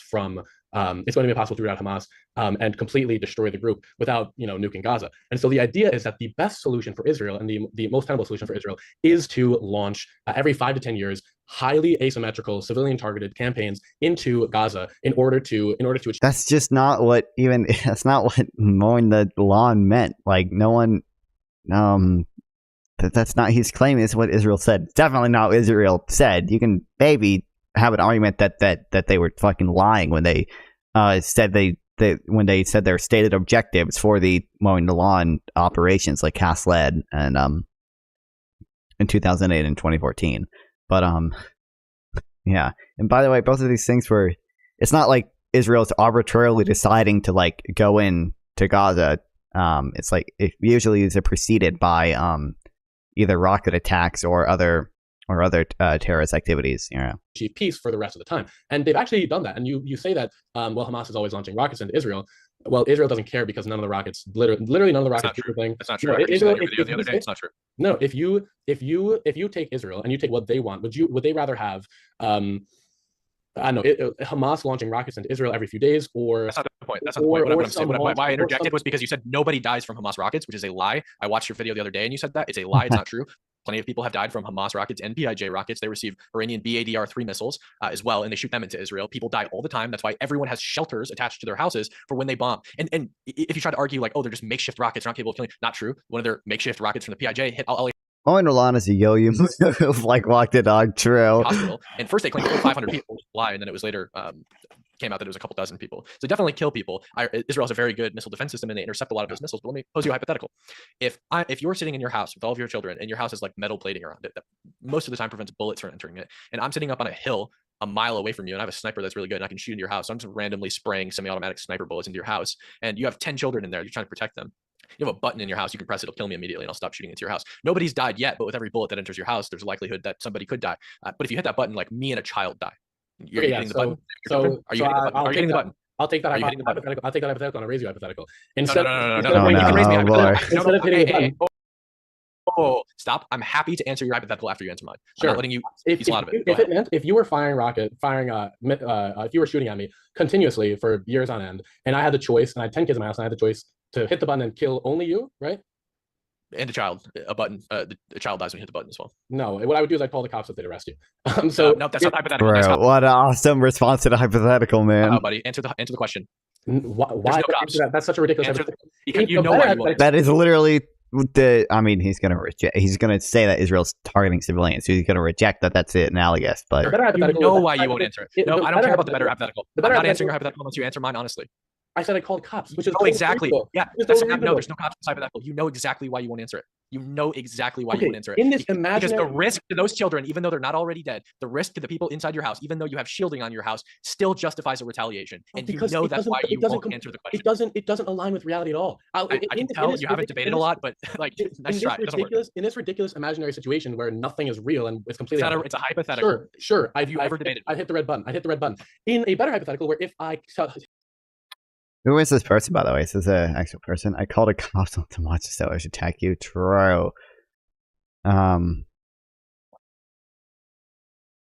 Oh shit. This guy's got clout. What the fuck? He was on Jubilee apparently. So, what the hell?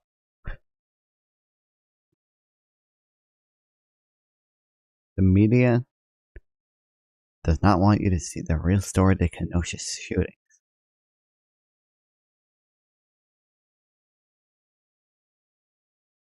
It looks rather pro-abortion protesters smash my camera in DC. Okay, so that explains it. He's right-wing, that's why he's making all these dumbass points.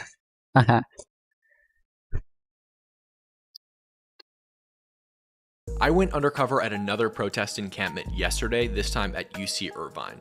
I wore this, I walked right in, I got a stamp on my hand. I went immediately to the sort of makeshift library section, as they call it. It's just a table with some books on it. A lot of books specifically by Marx, who is the father of communism. They also have a section for zines or pamphlets, which is where I found this, Our Narrative, Operation Al-Aqsa Flood. Operation Al-Aqsa Flood is what Hamas calls the October 7th terrorist attack on Israel. You'll notice something interesting about this. Right here, it says Hamas Media Office. That's where this comes from. I don't think Hamas distributed this with. Do you consume right-wing content? Listen, I try to a little bit. The problem is some right-wing people are just so fucking unhinged nowadays. So, I watch some Reason TV. Like, you can see there's some things I've watched with Reason TV because I try not to just be in my fucking epistemic chamber, right? And try to get alternative views. So I watch a little bit of stuff from Reason TV. Brett Cooper shows up on my YouTube shorts sometimes. But usually Brett Cooper just reacts to dumb shit. So, Welcome. like, half of Brett Cooper's shit is just her reacting to what if Trump sang Bohemian I Rhapsody. love these so much.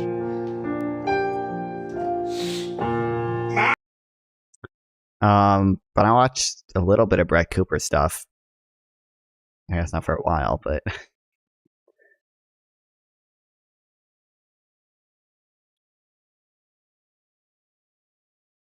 the problem is there's not like a ton of people on the right offering substantive analysis of something. Reason TV is pretty good at doing it, I think.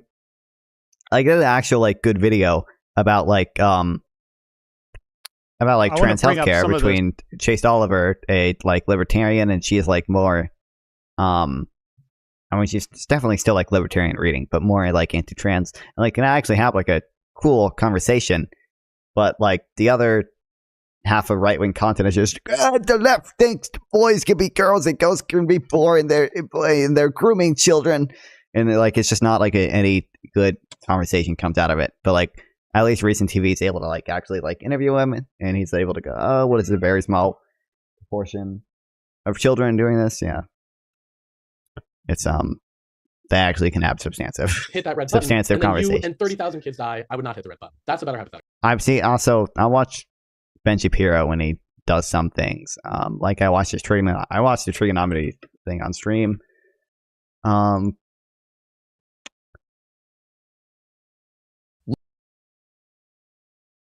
When's the last Ben Shapiro video I watched? It's been a while, but I watched this. This guy's everything wrong with Gen Z.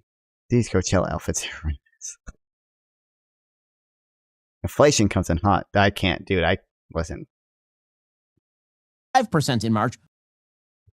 I feel like I can't stand watching dumbass people talk about economics. Okay, I don't even know that much about economics, but it annoys me when these fucking people can present like super misleading things on economics, which is like, oh, inflation is so bad, it's destroying the country, and it's all Joe Biden's fault. It's like, you don't know what the fuck you're talking about. Like, it's not that they don't know what they're talking about. It's that they're not actually trying to present like an honest picture of what's happening. They were honest about what's happening. They would mention that like a lot of inflation had to be supply side. It's a worldwide issue, and the U.S. is doing pretty well worldwide. Like we have the lowest inflation in the G7, and also we have considerable.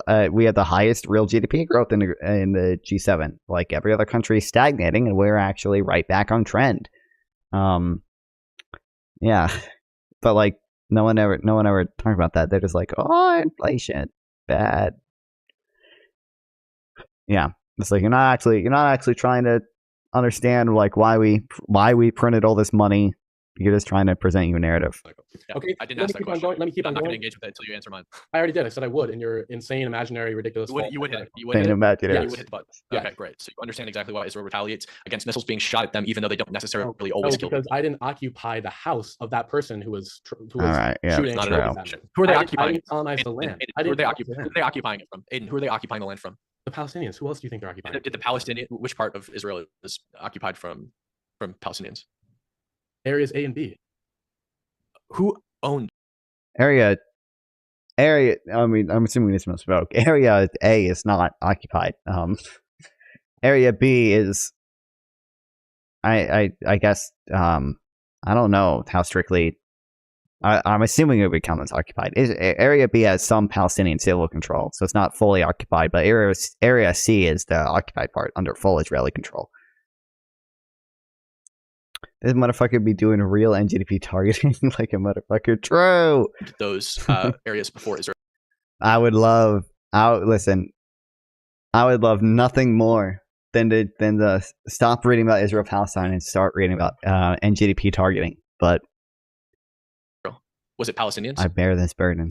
Yes, it was literally. No, it wasn't. It was Jordanian. Yes, No, it was this is the Jordanian whole land. problem. Jordan annexed This it. is the whole problem. It was Jordanian is the land, whole and they were That's not gladly really. annexed by Jordan. You're talking about Okay, Palestine. well. You're talking about from 1948 to 1967. Prior Well, to 1967, it was Jordanian land. It wasn't Palestinian. I guess because Jordan owned the land, then that means that all human rights violations are totally okay, and that they Didn't can say that. I just said Yep, they're not that was occupying his it against position. Palestinians. I guess Okay. If you want to make an argument that they're occupying it against Jordanians, and that's fine. But Palestinians never owned the land. Look, I guess they can break Resolution 242 and disobey international law and occupy territories and not remove. Oh, he has no clue what 242 means. Oh, he has no clue what 242 means, does he? Oh no, buddy.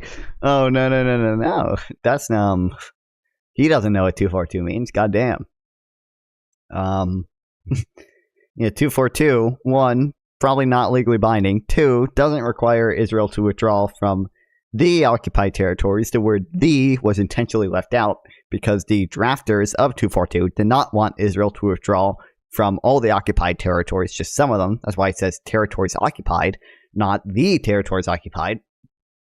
That was an intentional decision on behalf of the drafters to allow Israel to continue occupying some things. And the way international law works, if you're doing something illegal, you have to immediately cease that activity. So the fact that with no negotiations, 242 ties Israeli withdrawal from the from occupied territories to Arab recognition of peace of Israel and a just and lasting peace, right?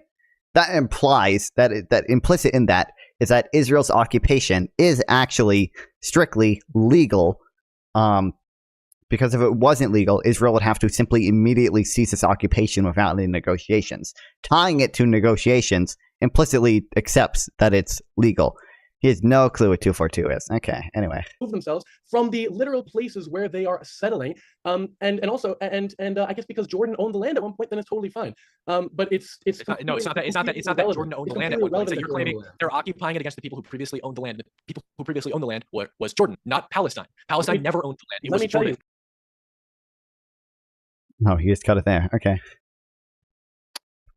We should check out his Instagram. Shit, what? Oh yeah, good idea. Good idea. Why headphones just disconnected? Okay. Hopefully they reconnect.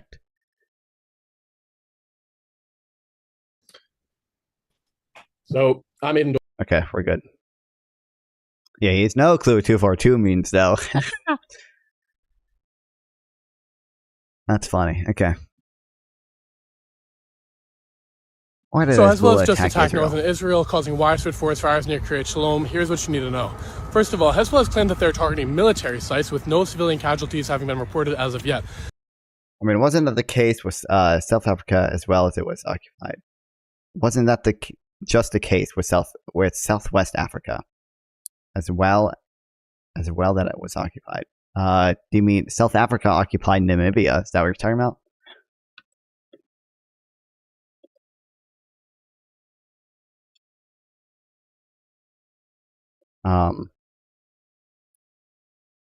Yeah, occupations can be legal under international law. There's nothing like inherent about an occupation that makes it illegal.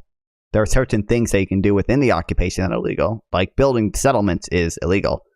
Yeah, but I think South Africa did actually end up. I think the UN told South Africa to withdraw from Namibia, and South Africa didn't listen, which did make it illegal. But there's nothing actually inherent in the occupation that makes it illegal.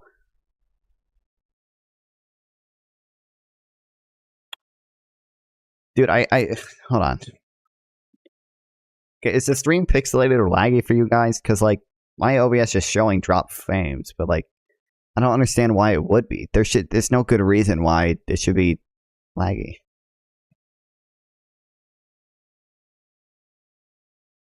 This isn't even necessarily super bad. Like very similar UN resolutions, it was deemed illegal and they withdrew through negotiations, not unilaterally. Yeah.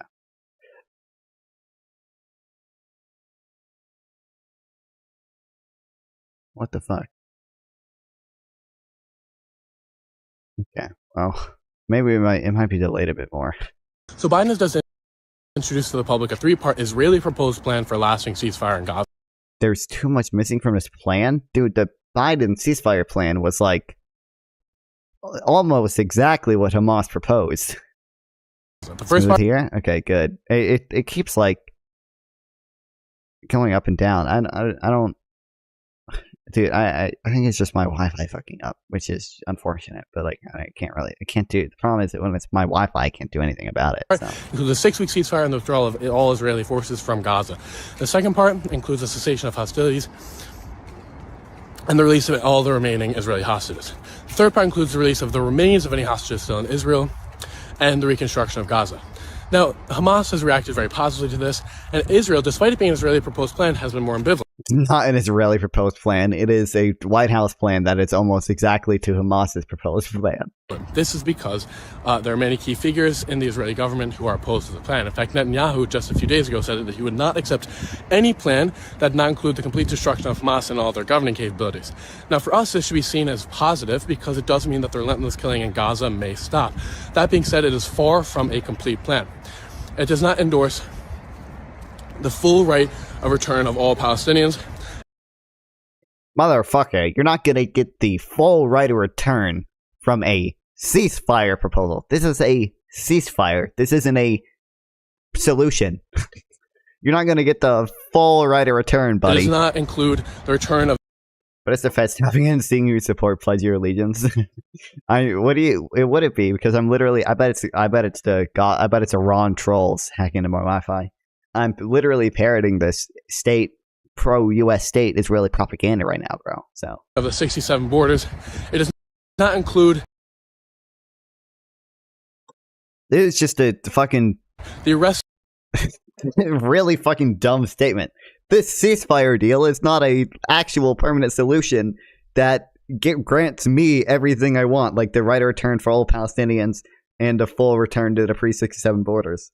Like, what? Why on earth would you expect that out of a ceasefire deal? Of any Israeli politician who engaged in war crimes such as targeting hospitals or safe zones, or the ICC is doing that regardless. killing of innocent civilians, or protected classes. It does not include the arrest of anybody who suggested nuking Gaza as a potential plan of action. It does not suggest the arrest of anybody who At least his comments are calling him out. actively withheld aid from Gaza and withheld aid from a starving population. And so this should be seen positively, and it may actually result in the end of the. Also, wait, I want to find the part he said you call them Palestinians.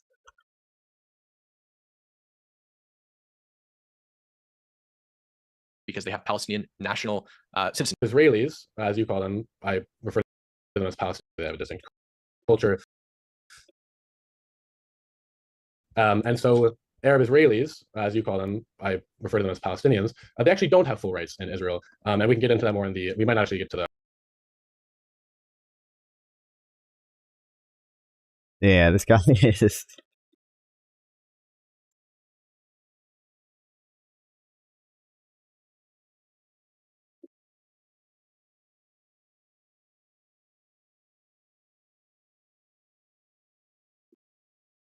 All right, dude, it's so funny. He doesn't know 242 either. So Biden has just introduced to the public a three-part Israeli proposed plan for a lasting ceasefire in Gaza. The first, hundreds of thousands of refugees flee from Rafah, with all humanitarian aid from Rafah and Kerem Shalom cut off, little to no access to food, water, and electricity, and no fully functional hospitals in Gaza left standing.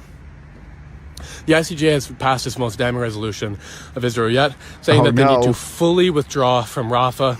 No, that's the minority position of one judge. He doesn't understand this ruling either, man. This guy seems to read the headline of the news articles and doesn't actually understand shit. That is the minority position of one judge who literally who is from South Africa, the same country bringing the case against Israel. So I don't know this guy, man. What And an stop his intelligent military person. operations. This is the third resolution that they passed. The first saying they needed to stop genocidal activities, which they didn't. The second saying that they needed to improve the humanitarian aid situation in Gaza, which they didn't. They did that. That's part of what made them do it. They did improve it, and maybe you can say improve it not enough, but or didn't improve it enough. But and now saying that they need to withdraw from the Rafah government. Now the U.S. has reacted as you expect, despite calling Rafah a red line. All of the Congress people, especially the ones in AIPAC's pocket, have said that the ICJ needs to be disbanded or the ICJ is corrupt, etc., etc. And also, why does this guy film all his videos like walking? I do believe, what the fuck? I do believe political decisions and beliefs, to varying degrees, will overlap philosophy because of the fact questions. You're talking about random nonsense right now. Because of the fact that questions about nature of ethical decisions on a social level and the way to inquire about policy epistemically include philosophical considerations. Okay. That's it. You're just saying you do believe that? Okay.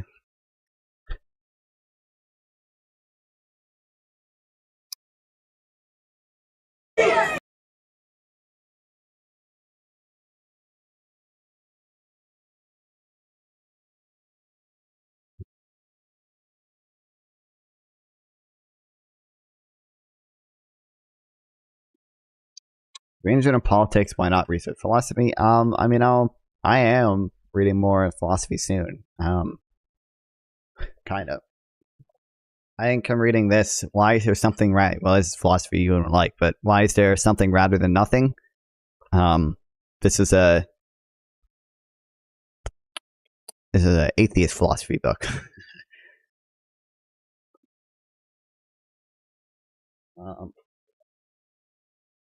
Something I would like to research but disagree with. I'm going to a summer camp in a few days.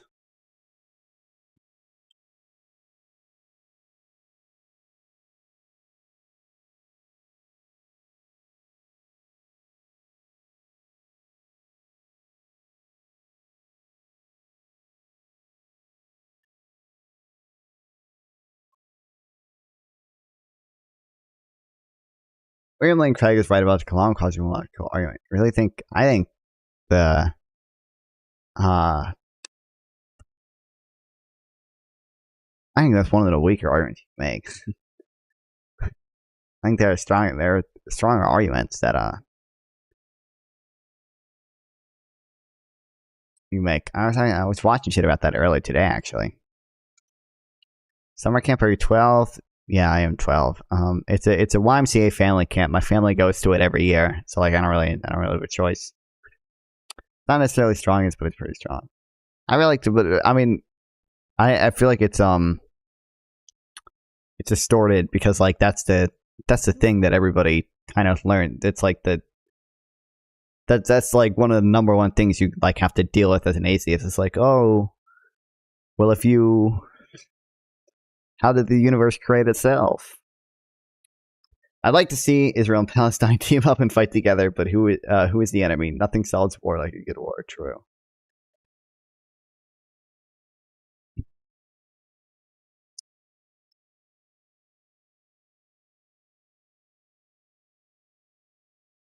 I don't know who the enemy would be. They could they might be able to find one. Who knows?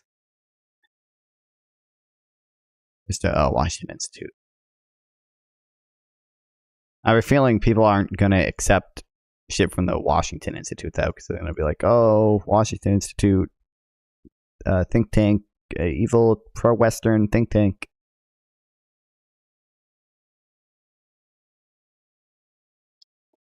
Okay, I want to read this article, which my paywall blocker still doesn't fucking work for.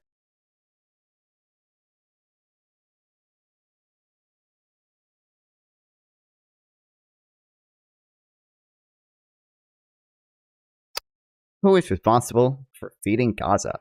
Arguments fly over Israel's duty to maintain aid. An estimated 1 million Palestinians have fled Rafah since the start of Israel's offensive there on May 6. For those who remain, the fighting has had grisly consequences. At least 45 people, including a number of children, died on May 26 after an Israeli airstrike set fire to a tent camp. Survivors had to pull charred bodies from the wreckage. But like, I don't know how to pronounce that guy's name. Ayn Rand, Nietzsche, Floyd, and Dostoevsky. I don't know how to pronounce these people.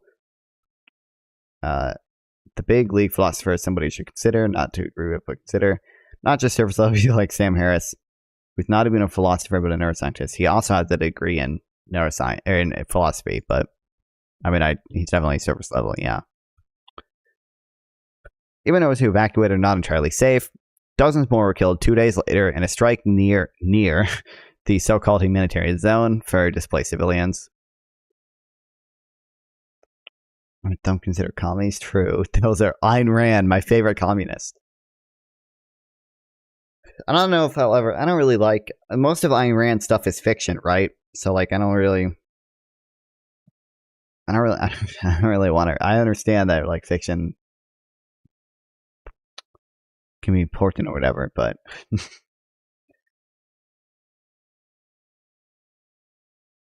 less macabre. What? Macabre.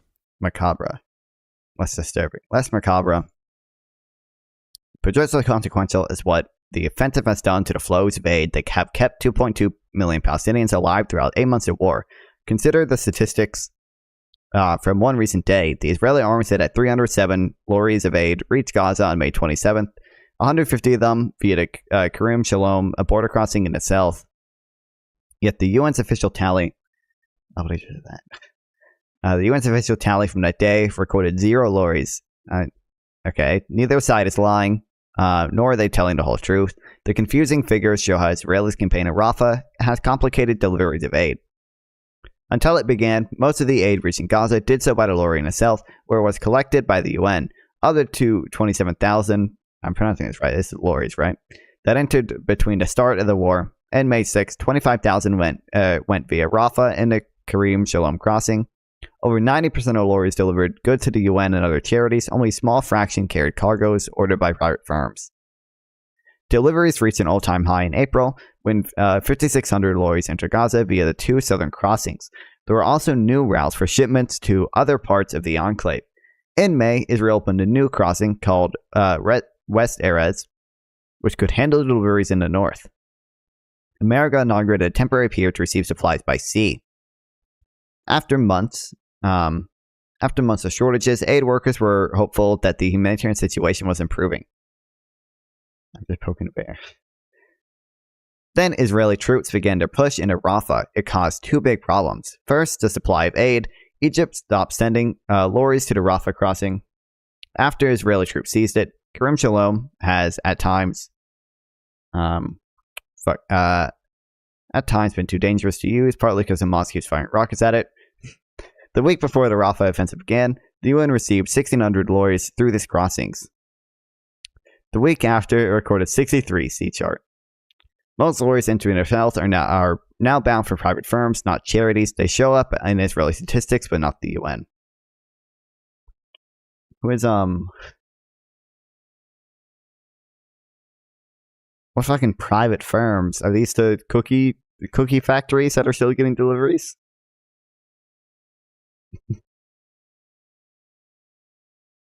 Family camp or camping trip, or like an actual camp, say a YMCA family camp. Deer Valley YMCA. Yeah, my family is I shouldn't say dragging me along. I mean, I enjoy it, I guess.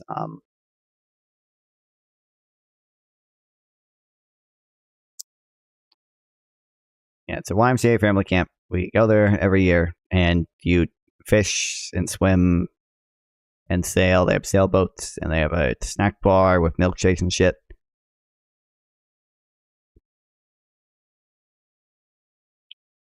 I don't know. It's pretty cool, I guess, but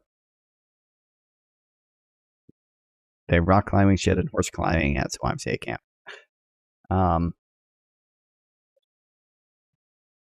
was gonna look something up, but now I forgot. Fuck.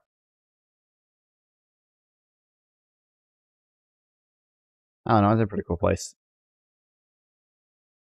Oh, I was gonna show you this. There's no Wi-Fi there. Taxes over 60. There's no Wi-Fi there, so I won't be live streaming, but I will be streaming reruns of shit. I'm gonna edit like a debate highlight compilation, and I'm just gonna stream it on the days I'm gone. So it will be that way it doesn't super negatively affect my live streaming shit. Hopefully. And then also I will be trying to make shorts while I'm there, because there's no like Wi-Fi. There's one office with Wi-Fi, and it's really fucking slow. So like best I'm gonna be able to do is like during the day, just like write down a quick 60 second spiel I can do of some shit I already know, and just make a short about it. By the way, I made this short yesterday. Why do roads in California state the highest taxes? One of the worst roads in the country. I don't know what California. Listen, I don't know what U.S. states who have taxes, man. Because I don't. It doesn't seem like, even though Florida taxes are like way lower in Florida, it doesn't even seem like you get that much more in California compared to Florida. When people ask what radicalized me, it's the fact that a $5 footlong now costs $13.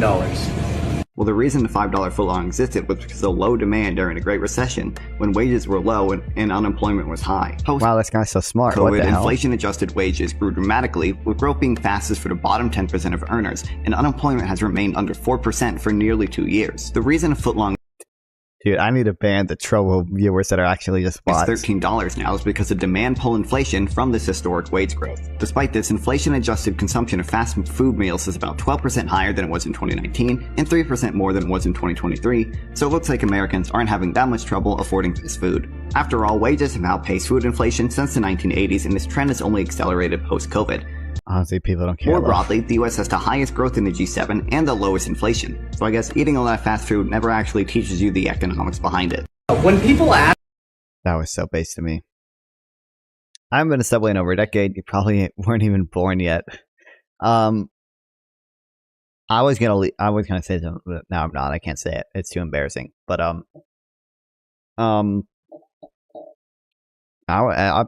was born a day. I'm 18, man. I'm almost 2 decades old. Almost.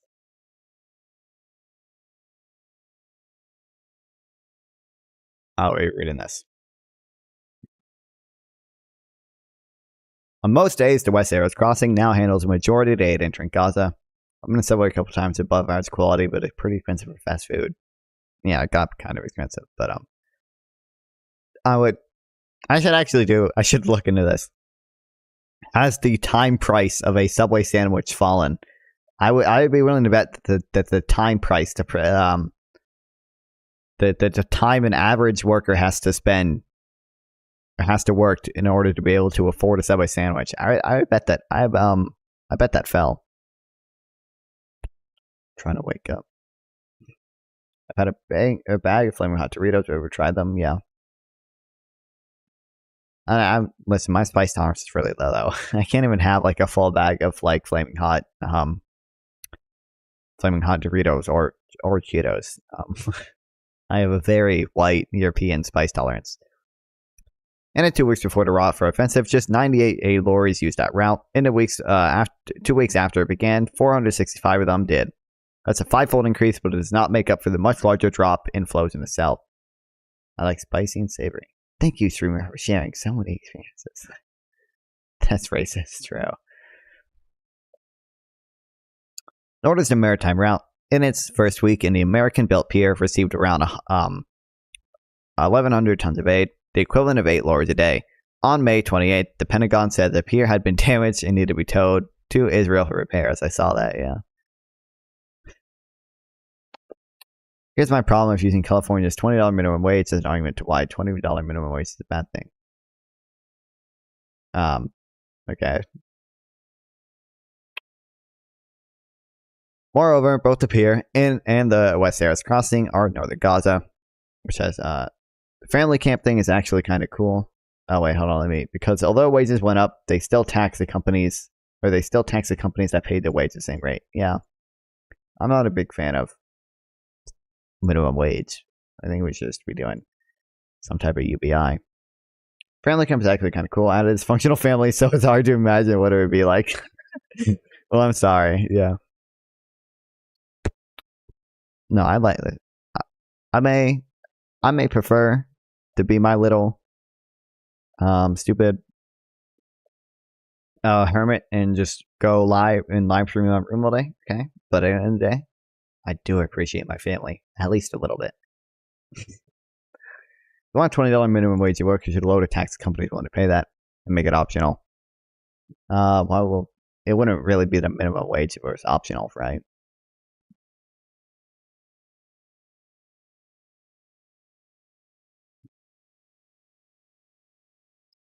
Solid streamer is cooking up a new program. Can't wait to peep it. Oh, thank you, Gina8. Man, I love the trouble of viewers, man. Moreover, appear in West Arrows Crossing, both in northern Gaza, which has been largely depopulated. That points to a second issue, the daily figures from which the Israeli army then America pick up the higher wages and lower taxes. I think was their idea. Oh, true. Count all the lorries and enter clear. security screening and unload their goods on the Gaza side of the border, but those deliveries are little help to Gazans unless someone can pick up the supplies and deliver them to where they're needed. Until May 6th, the UN was largely responsible for that. They sent hundreds of lorries each day to collect aid from the southern crossings. With most of Gaza's 2.2 million people huddled in Rafah, most aid stayed there as well. Many UN lorries had to drive only a few kilometers to drop their cargo at warehouses and government offices. Now, though the UN says it is often too dangerous to send drivers to Karim Shalom, since May 26, it has dispatched 169 lorries on average 7 a day. On May 21st, the UN halted food distributions in Rafah, citing logistical glitches. Delivering in the north can be fraught as well, as much of the aid came via the American-built pier, was seized by hungry crowds before it reached UN warehouses. Private firms have fewer qualms about security. They send dozens of lorries to Karim Shalom every day to collect goods and deliver them to makeshift markets. With less aid entering Gaza, these markets are now a vital lifeline, but shoppers say the prices are often high and erratic. This makes for a bleak picture. Food, medicine, and other essentials are still getting into Gaza, but some shipments are stuck in staging areas on the border. Others are sold at prices few Gazans can afford. Israel, though, insists that it is meeting its duties under international law. Well, obviously, they're going to insist that. Warring states have no duty to defeat the enemy, only a duty to facilitate. I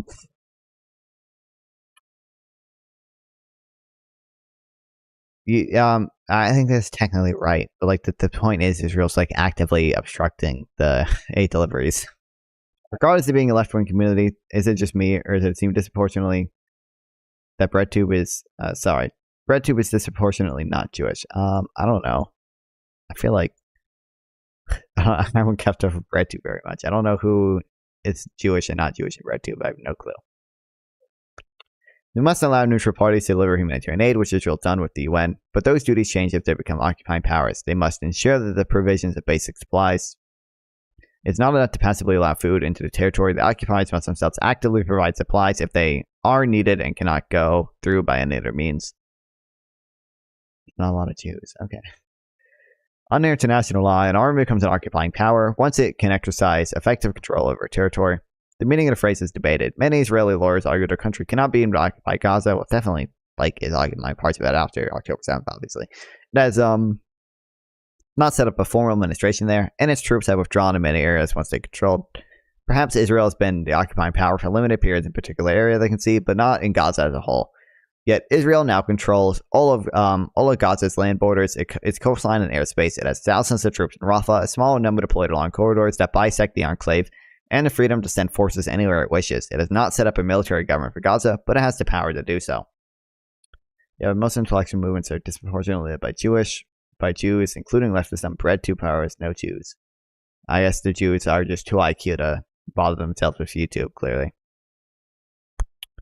Israel now controls all of Gaza's land borders, its coastline, airspace. Read that, okay. To many, this looks like effective control. David Cameron, Britain's foreign secretary, has called Israel occupying power in March. On May 20th, a panel of experts convened by the prosecutor of the ICC found that Israel was certainly the occupying power in all or at least substantial parts of Gaza. The prosecutor accused Israel and its prime minister defense of inflicting starvation as a method of war, and its arrest warrants in May. For almost 8 months, Israel has resisted calls to deliver aid to Gazans directly and urged the UN to do more. But the fighting in Rafah has left the UN paralyzed. Whatever the legal arguments here, if the offensive leads to greater hunger and disease in Gaza, many will still hold Israel responsible. Yeah, I don't think that doesn't actually matter. What exactly?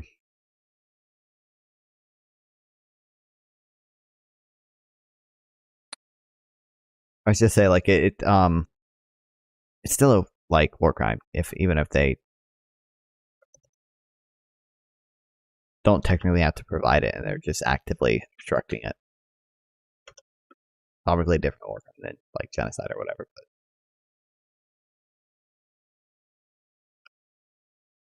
seeing so many fans comments in a live chat makes me feel like home.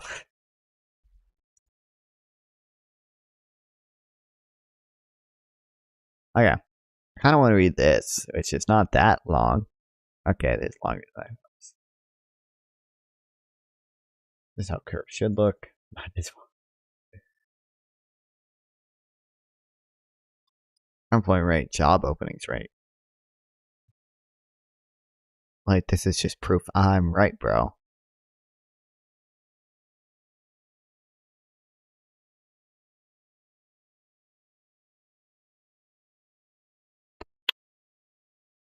The inverse relationship between unemployment and vacancies.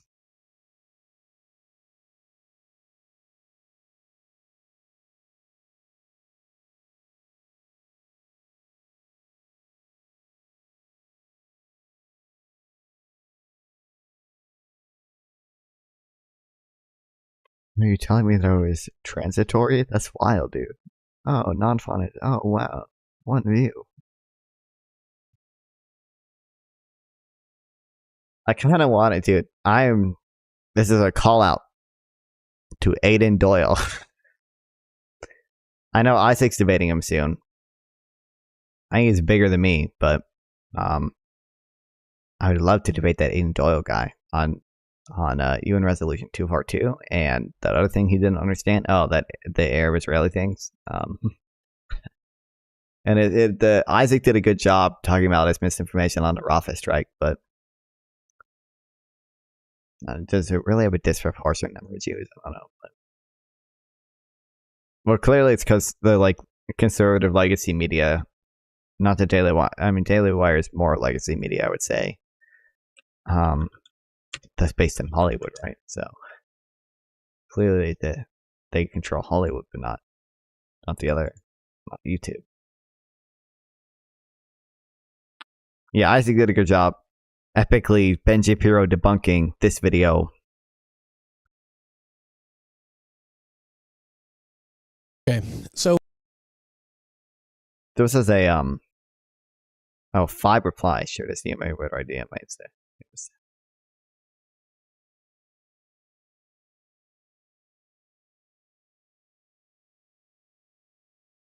Did he not reply? When are dad and uncle coming back? I have no clue. Aren't they there for like 2 weeks or whatever?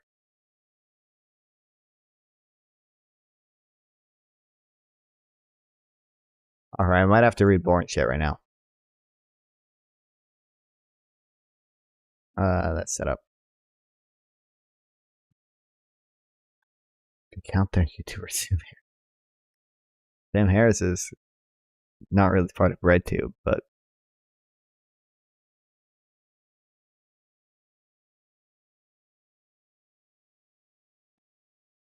famine is possibly underway in Gaza despite recent aid efforts.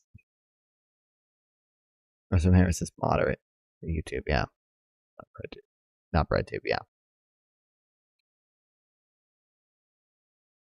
Okay. I don't really know if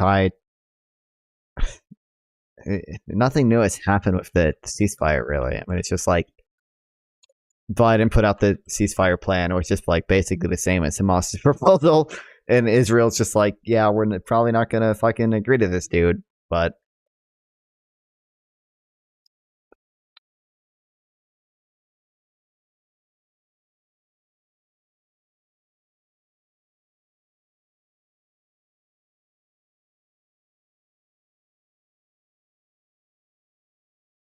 yeah, okay. I do want to read this. Only 20 pages, and like half of it is just this. Oh, this is no. So it's only 11 pages. This is just. Why am I tilting my head? There's a tool specifically for this.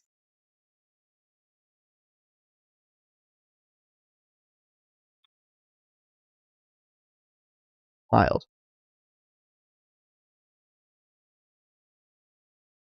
What the fuck?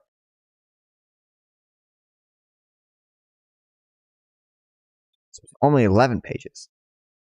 And then the executive summary. I should just read the executive summary. So the Hamas reject the deal?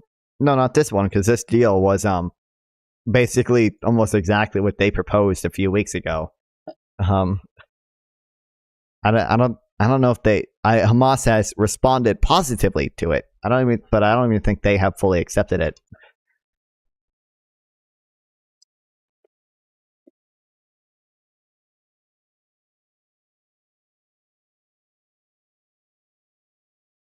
I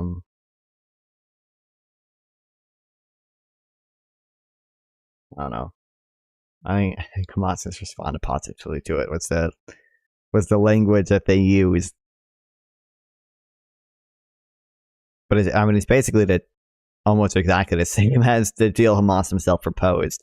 The one that Hamas accepted when it was just really their own fucking deal that they put on the table.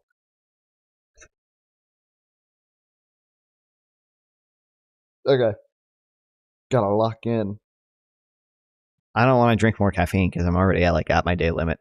I saw someone say they rejected it. Also, Israel wants to look like they are peaceful with this deal. What do you mean that they are peaceful with this deal?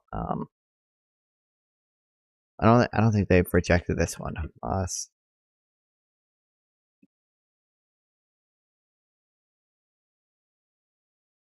Oh, what?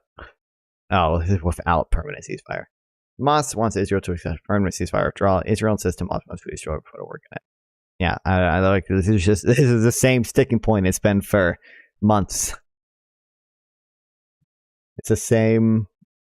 Well, Hamas wants to not go away, obviously, and Israel wants Hamas to go away, obviously, and that this is where they've been stuck for months. And I don't think it's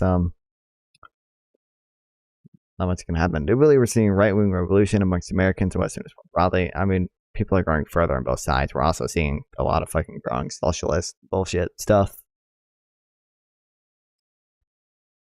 God damn it, still 2 views. God, I need people to...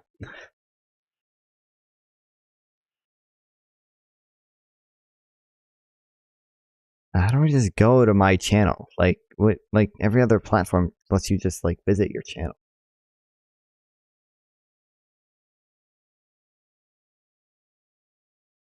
Are you kidding me? If I click on this and then go to this.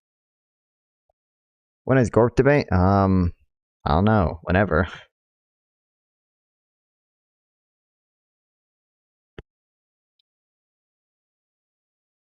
I don't think he's streaming right now. He might stream tonight. But I'm getting a notification if we fly right now, yes.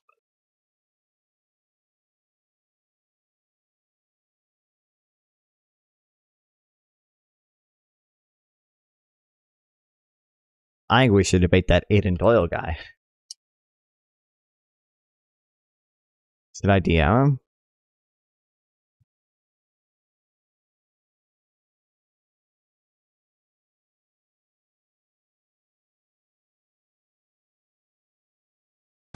So my home country of Ireland has just recognized Palestine as a state alongside Spain and So the ICC prosecutor Karim Khan has just issued a warrant for the arrest of 5 high-ranking Israeli and Hamas leaders, including Benjamin Netanyahu and Yahya Sinwar.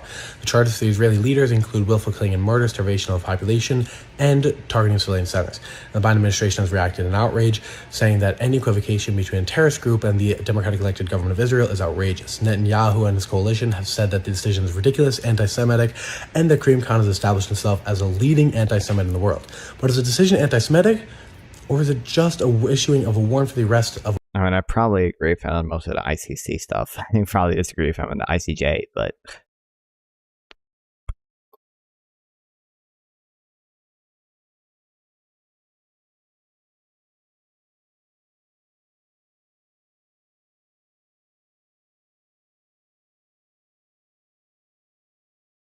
I don't know how you landed a conversation with Destiny.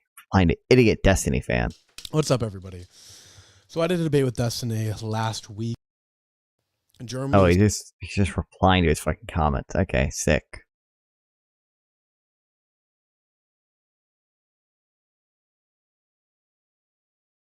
All right, are we ready to lock in, chat? Are we locking in now? How Hamas manipulates Gaza fatality numbers, examining the male undercount and other problems. Gabriel Epstein. Executive summary. The post-October 7th Hamas-Israel war is a destructive and tragic event that has killed thousands of non-combatant civilians and displaced many more. As analysts have noted at the outset, civilian harm is inevitable in urban battles where terrorist fighters hide among the population and refuse to surrender.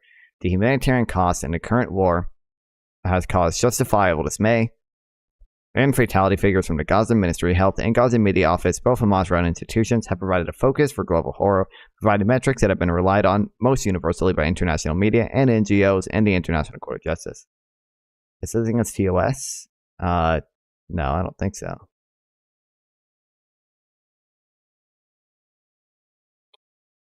Oh, this is still a summary. Although many organizations have uncritically accepted the numbers and initially even reported them as verified fact without any disclaimers. Do you know what triple parentheses need? No, I don't know. I don't know this shit. Finally, disclaimers that a party to the conflict provided them or acknowledging the near impossibility of providing precise real-time fatality counts under wartime conditions. There are many reasons to treat the Gaza Ministry of Health and GMO fatality numbers with skepticism. President Biden expressed his own doubts during the October 25th news conference, saying he lacked confidence in the numbers put forth by Palestinian sources, although he later walked back remarks in a meeting with Muslim American leaders. Counting fatalities in the midst of any conflict is difficult, let alone in urban battles like those playing out in Gaza. Hamas has exceptional incentives, plus the means, methods, and opportunities to exaggerate the numbers of civilian deaths. Most obviously, the Gaza Health Ministry. Jewish people have reclaimed it from bigots. Okay. Awesome. So probably is against TOS and GDX. Anything that's listed in the Wikipedia series on anti-Semitism, I'm going to go ahead and say you should not say in my chat. I feel like this should be obvious.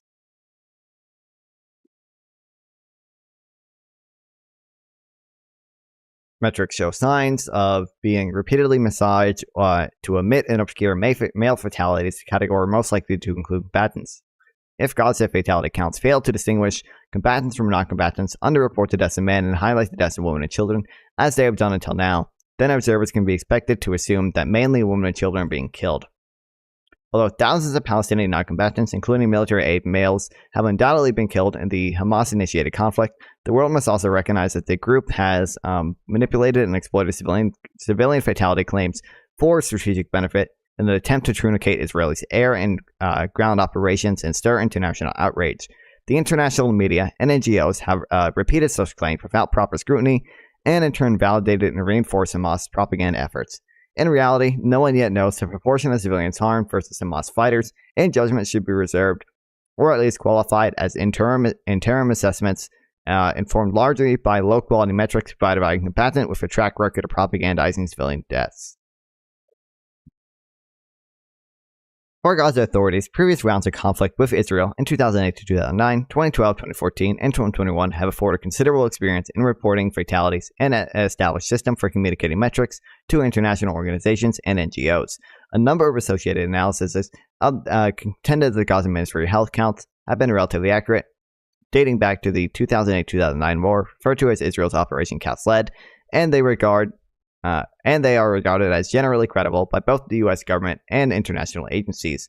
Overall, past health ministry fatality numbers have lined up somewhat closely with accounts verified by the UN Office for Coordination of Humanitarian Affairs, and have not deviated extraordinary from the assessments either by the Israeli government or researchers organizations like Mer Amit, Intelligence and Terrorism Information Center, which is closely affiliated with Israel's defense and intelligence agencies.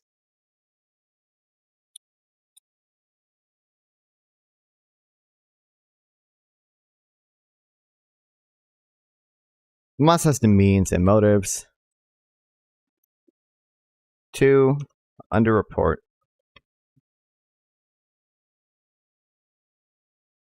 military age male deaths and overreport the deaths of women and children.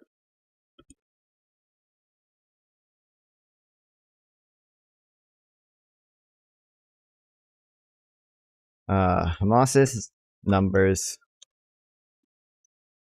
have been somewhat accurate in the past,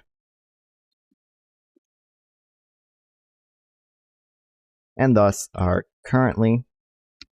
It just means the result of function and evaluated traits. Oh, true.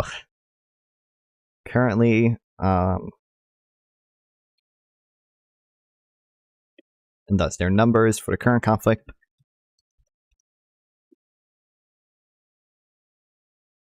are often being parroted or being cited uncritically.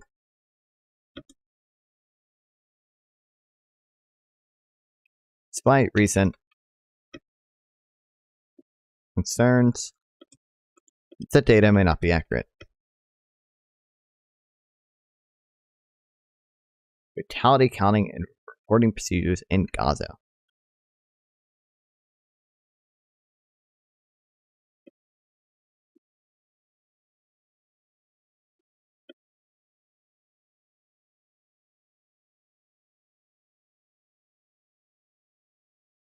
Oh, I should start my music. Not for you guys, just for me. Fuck you guys. You don't get music.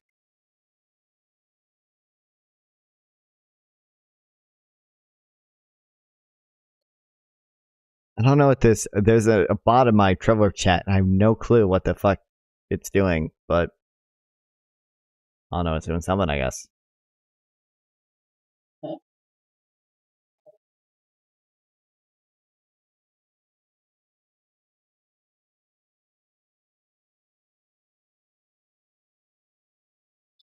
In former conflicts, the United Nations strove to verify deaths reported by the Gaza Health Ministry and classify them in real time as either civilian or militant using the Protection Cluster. The Protection Cluster, a network of NGOs, international organizations, and UN agencies directed by the UN Office of High Commissioner for Refugees. Many analyses have pointed out this precedent of relative accuracy to argue that the health ministry numbers were probably somewhat accurate in this war as well. Yet the accuracy of statistics in former conflicts should not be overstated. Previous rounds of fighting also saw significant discrepancies between Palestinian, UN, and Israeli figures on militants versus civilian killed.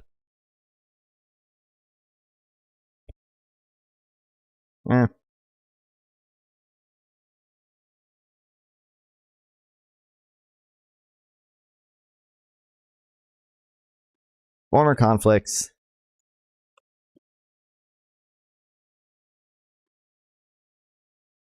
Deaths were tracked and classified. Or to say the UN.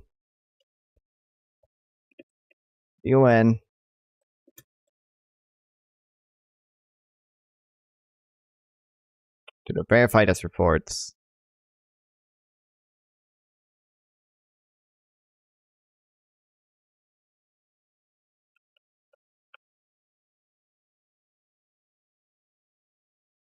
I can I choose out bigger, wrinkly brand and everything. No, where you think that? Yeah. I see the civilian or militant.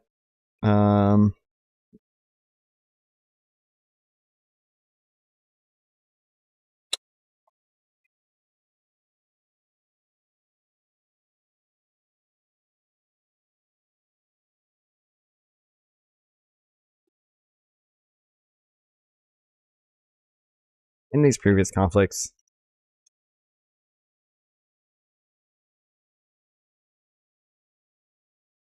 there were still discrepancies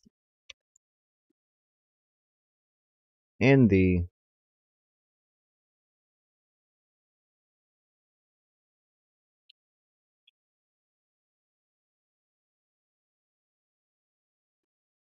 I believe liberals are generally less concerned with Jewish supremacy than they are with white or black supremacy. Yeah, I would say so, man. What's up, why is Kanye West?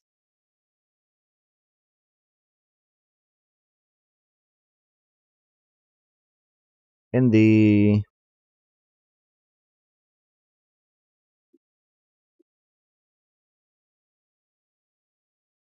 reported civilian deaths.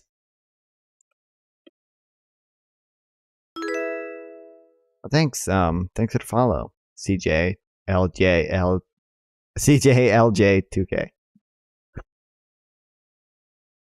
I appreciate it, man. What's going on? Welcome to the stream.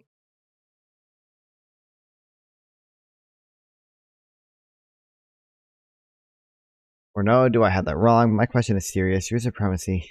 Yeah, I know. That's wild content. I'm sure you're reading for notes later. You should have came in there. I was doing the higher viewer retention stuff a little earlier. I was doing the reaction content. Yeah, we're reading for notes now.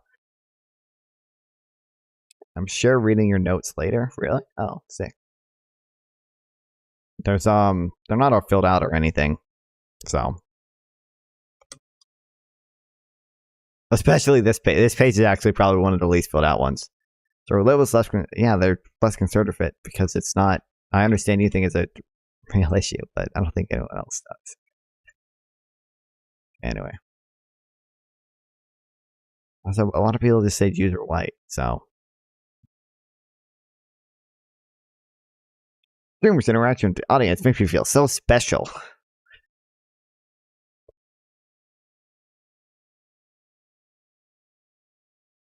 I just banned Brandon 360-897311. I don't believe it's a real issue. This stuff is good. Often people just read Twitter and news instead of digging into it.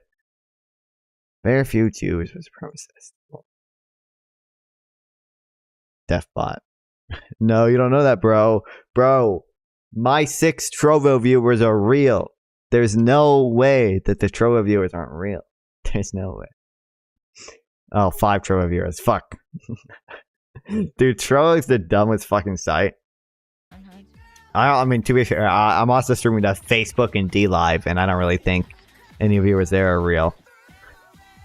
I only have SMG. I don't believe any of these people, like 85 people, are any of these real? Ask him if OJ did it. We'll know if it's a bot. They don't actually respond to chat. There's not like are there real fucking people watching this? I don't believe it. I don't believe it at all. But they're all Russian bots. I also stream to Twitter. Nobody watches on Twitter, but at least there are real people on Twitter. There aren't real people.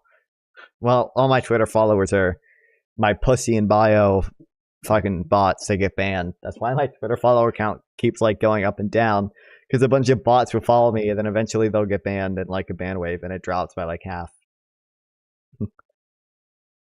Even though I have some fire tweets. Non-fun 420 on Twitter, guys.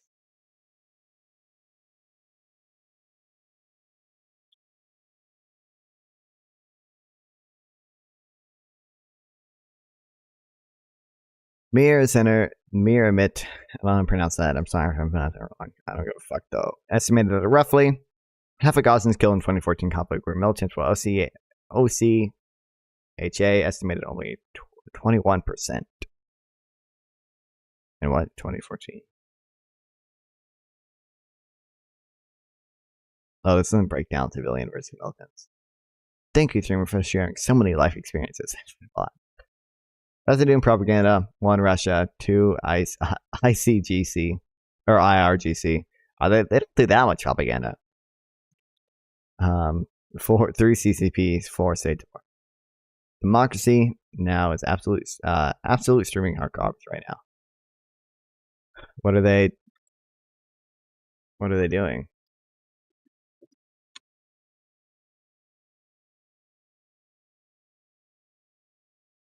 Are they on Twitch?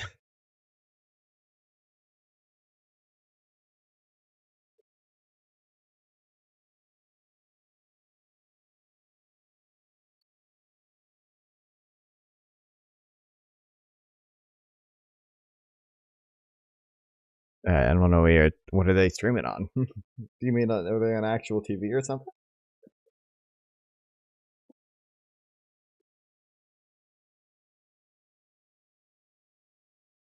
My fucking cat's here again.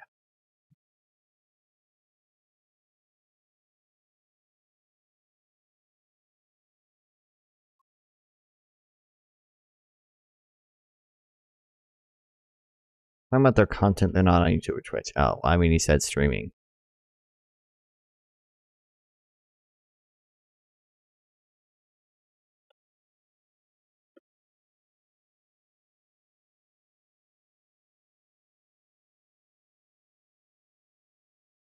I don't know if they're on cable or not. Well, I kind of, yeah, we need to sit streaming. Oh, wow. I love you too, Gina8, who is a real person and not a bot. I said steaming. Oh, sorry. I thought you said streaming.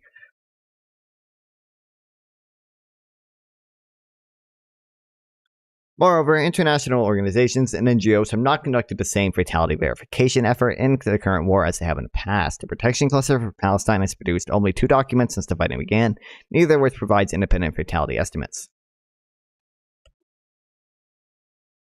Very assuming.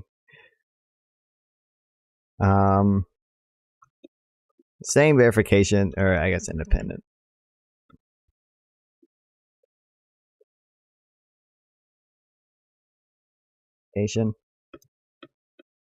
Of the death count has not been conducted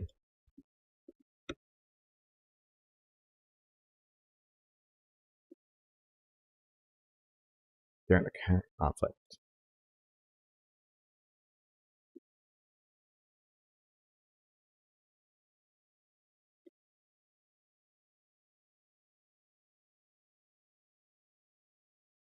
Okay. Palestinian NGO, such as the Jabalia-based Al-Mazan Center for Human Rights, which previously used on-the-ground interviews to report on deaths, has not done so in this conflict. OCHA has been transparent about its inability to verify the health ministry claims, saying that its first reported impact statement on October 27th so far has not been able to produce independent, comprehensive, and verified casualty figures. Thus, for the first time, international organizations and NGOs cannot verify the death count in real time and have not attempted to distinguish between civilian and combatant fatalities. This contributes to a skewed perception in which the UN relies on Hamas claims, giving them an air of credibility and allowing major distortions to go unchallenged of the adult male deaths, and allowing major distortions like the undercount of adult male deaths to go unchallenged. This means see my videos. This means the UN and other, and I guess news agencies and the media rely on Hamas numbers, giving them an undue amount of credibility.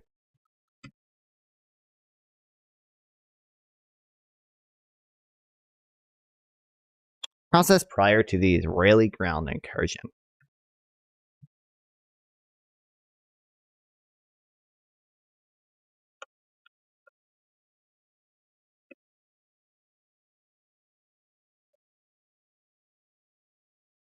In the early weeks of the war, the Gaza-based Ministry of Health served as both a clearinghouse and reporting mechanisms for Gaza deaths, relaying its findings to the Ramallah-based Palestinian Authority, Ministry of Health, UN agencies, and some in the media. Fatalities were counted as a network of some 36 Gaza hospitals, comprising a mix of government-run and private facilities financed by NGOs and foreign states, along with the Palestine Red Crescent Society, morgues, and other unspecified sources. Under this system, bodies are identified and entered into a central information collection system.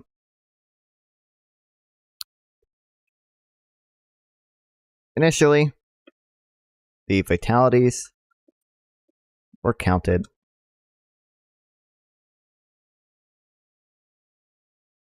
okay. It's here. Wow.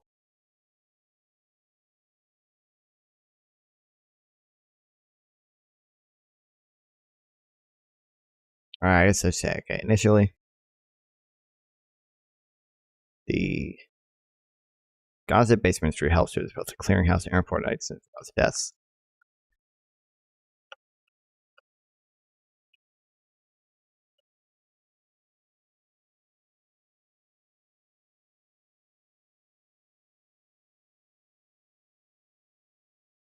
Yeah, I might just copy all this.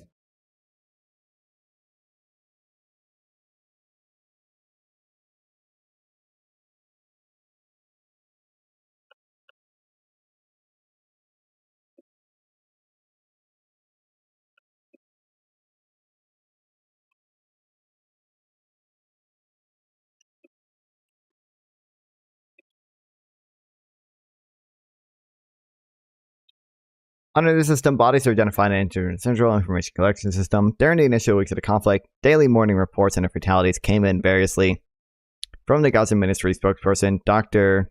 I don't care, Telegram, and other health ministry social media channels. Love your stream. Wow, thank you, Trovo Viewer. I don't think I've had a single real Trovo viewer this entire time. I think they have all been bots. Not a single real one has come in.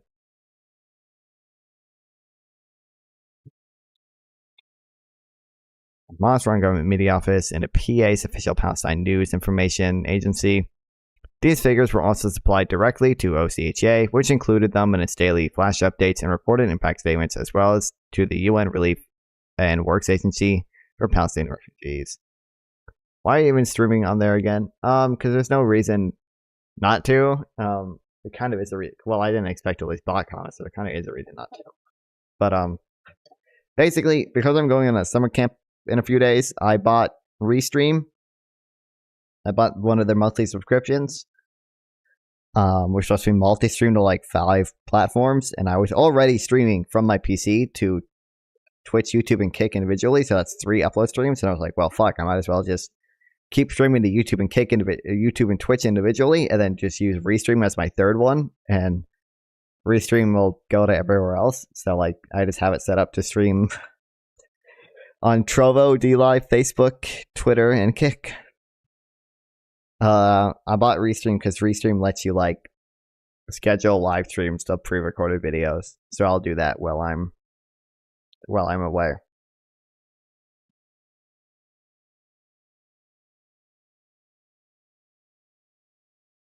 I'm gonna blow up on Trovo, bro. You watch. You watch. I bet I'm already blowing up on Rumble since last time I checked 30 minutes ago. I don't think I'm blowing up.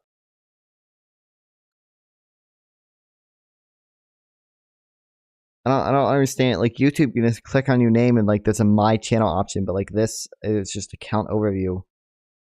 It's like I have to go to videos. I don't even like what is it? What is a channel? How do I not have a channel when I uploaded a video?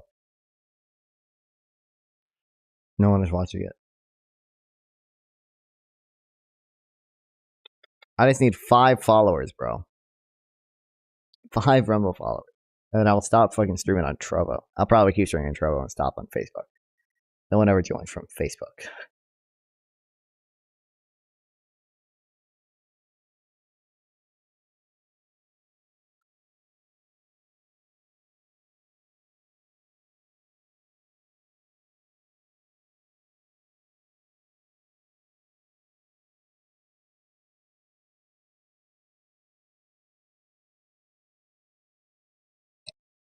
This system appeared to be functioning relatively well during the air campaign phase of the war, despite severe degradation of Gaza medical systems and its associated ability to report the deaths, report and count the deaths.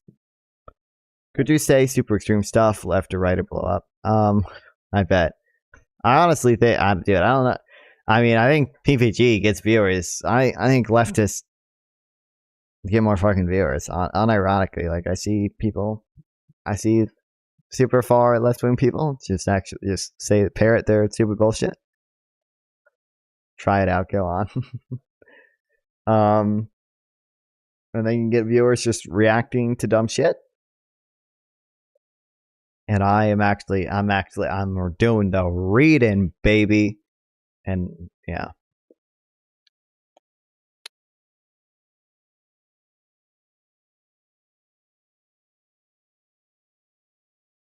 Watch PPG because people. Well, that's true. Yeah.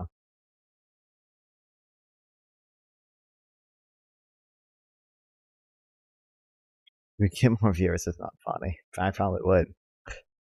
I don't know if I want to do that. I don't know if it's worth it. 10 subs right now, and I'll put the dress on again. That's a really absurdly high number, but that's what it takes, guys. People are getting PPG banner tankies. Yeah, I heard, didn't Skade report him or whatever? That's what I've heard, but I don't know if that's true or not. I don't want to just character assassinate Skade. I start pissing on floors.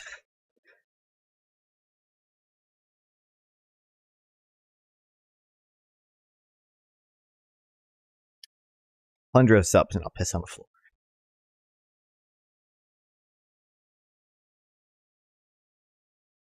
Between October 7th and October 12th, the Gaza Ministry of Health released daily updates to the total fatality count with disaggregated death totals for men, women, and children. After a gap in reported totals from October 13th to October 17th, the Health Ministry resumed such reporting on October 18th, and from October 19th to November 10th, regularly released disaggregated data, including a category for the elderly. During this period, the Ramallah-based Ministry of Health and the GMO, a unit of the Hamas-run Ministry of Information, published irregular reports of their own, generally tracked with the Gaza Ministry of Health. OCHA, for its part, cited the Health Ministry in its daily report, but did not always provide disaggregated data and sometimes reported inconsistency on the number of adult and women killed, combining 1959 and 60 plus at certain times, separating them and others. On October 26th, the day before the Israeli ground invasion began, I guess I should add first. This system worked during the air campaign phase of the war, but became, I guess, started to change after the ground invasion.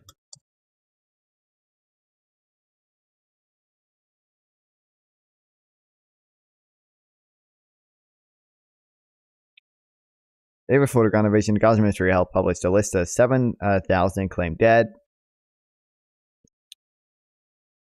including in most cases their names, identification numbers, ages, and genders. Full identification was given to all but 281 of these individuals, allowing for closer insight into the ministry's figures. The key weakness in this data, as in previous reports, involved in the health ministry failure to distinguish between civilians versus combatants killed as a result of Israeli actions versus Palestinian militant actions, but in the course of children. The Health Ministry resumed reporting a daily total on December 2nd, but has not included subtotals in its daily reporting since. OCHA sourced data exclusively from the GMO from November 22nd through December 2nd, then drew from both entities through the end of the year, though it stopped reporting subtotals for women and children on December 11th. On December 21st, OCHA studied the GMO count for the final time after reporting the office's figures continuously for a month, offered its first caveat that the GMO's methodology is unknown. Additionally, in a detailed December 11th public health emergency report, the Gaza Ministry revealed that after November 10th, it had begun to rely on reliable media sources.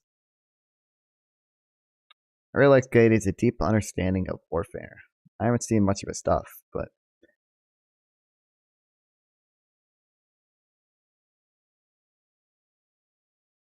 he seems not. Well, I don't think he seems totally unreasonable, I guess, but.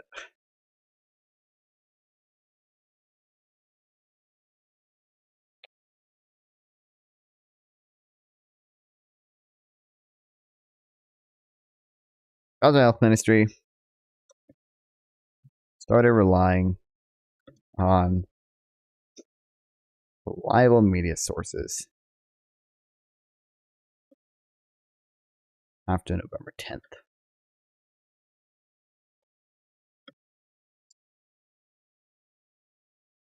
Mainly meeting news websites and TV clips to track fatalities in the north.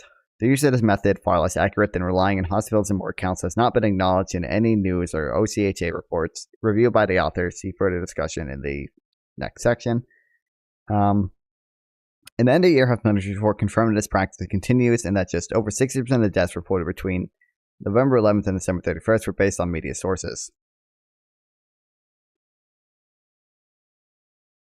And on January 6th, introducing third counting method, the health ministry began calling on Gazans to submit.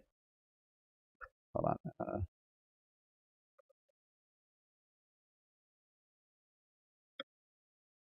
I was just kidding because Kate is a complete idiot. Kate is sicker and angry than us all. Yeah, I definitely.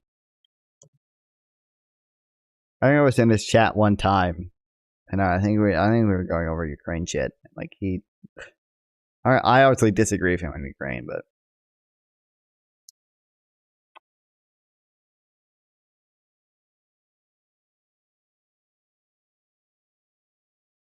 Starting January 6th.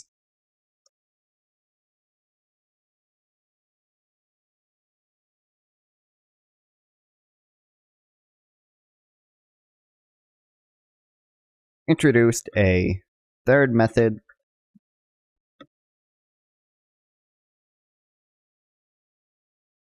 Calling and Goslin's emits fatality, missing person reports via Google form.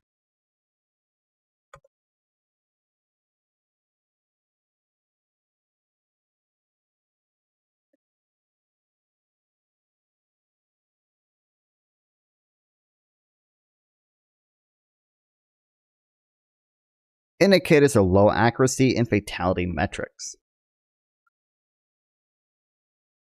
So every time Russia does something, Ukraine will surrender soon. Yeah. This is the weird, like, I saw PPG doing this too, where it's like Russia was making like pretty small gains, and he was like, "Oh, it's fucking over for Ukraine. Oh, Russia's about to do their big attack." When like I don't understand. PPG and him literally say Ukraine is dumb and Russia does anything. Yeah, like I don't get how the situation like suddenly got better for Russia when like they are not the one receiving a shit ton of aid. Oh, Big 17, thanks for the follow. Is there anything I can do that would be a convincing case for you to start doing a in-depth philosophy arc and stream and not just talk about general politics? I mean, like, I don't need convincing. It's just like I'll do it. It's just like it's gonna come out naturally. It's not gonna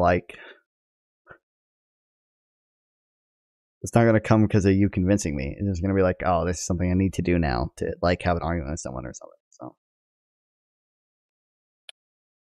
less than a year into the war, he said Ukraine was all out adult men to fight, and they were mobilizing children, so its own fantasies, Russia slaughtering children. Yeah, child soldiers take their own land.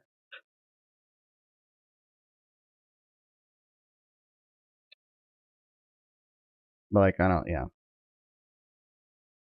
really see how it gets much better for Russia, especially now that Ukraine. I think Ukraine is finally using F-16s, right? Ukraine F-16, weren't people upset because they striked within Russian territory? Or Ukraine can now strike Russian target. Yeah, Ukraine can now strike Russian targets with Dutch F-16s. Either they're killing children or they can't defeat the children.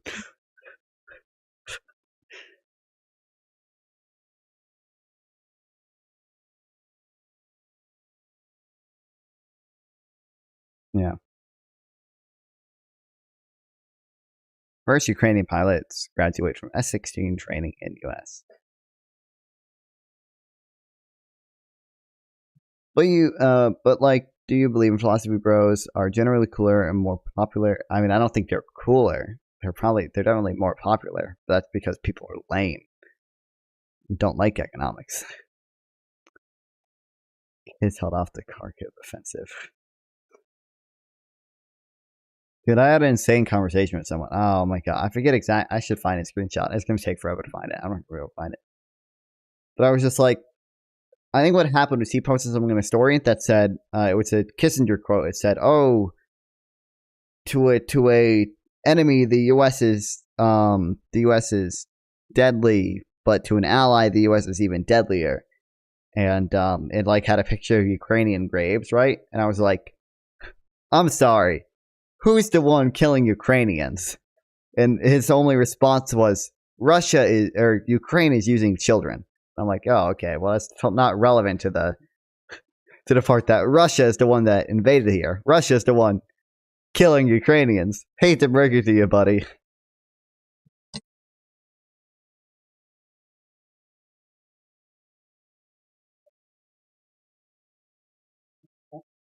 When's Ukraine gonna invade and annex Belarus? That's my question.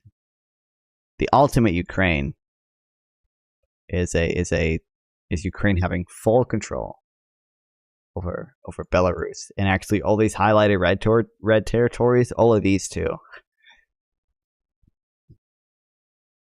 and Georgia too. Fuck it, Ukraine annexes South Odessa.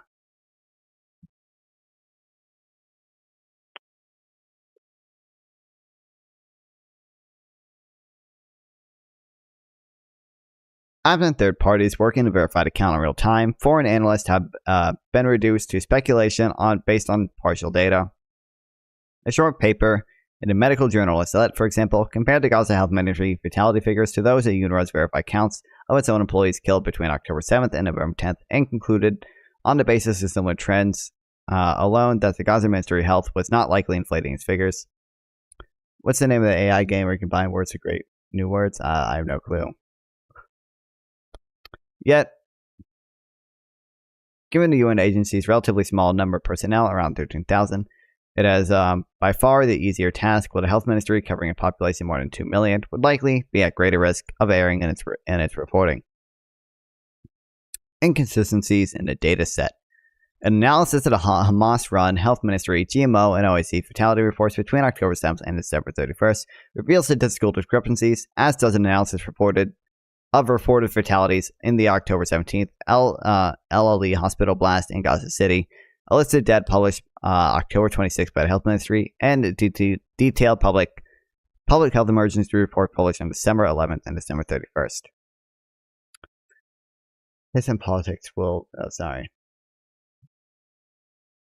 This and politics equal PPG in that game, probably, yeah.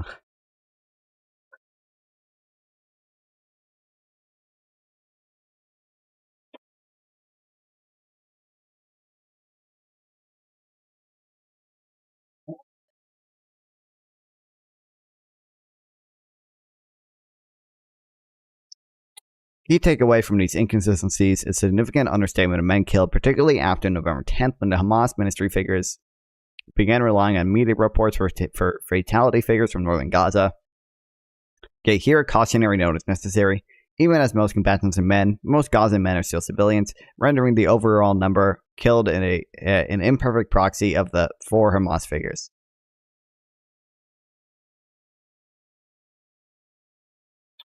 An analysis of the Hamas-run GMO.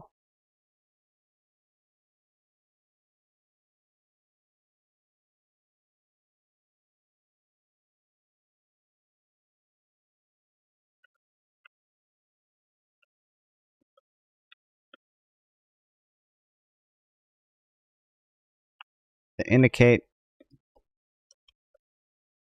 Hamas is underreporting adult male deaths.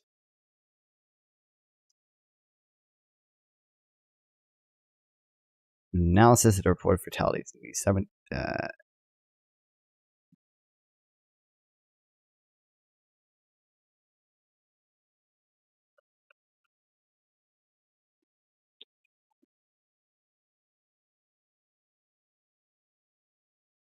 Also indicate an underreporting adult male deaths.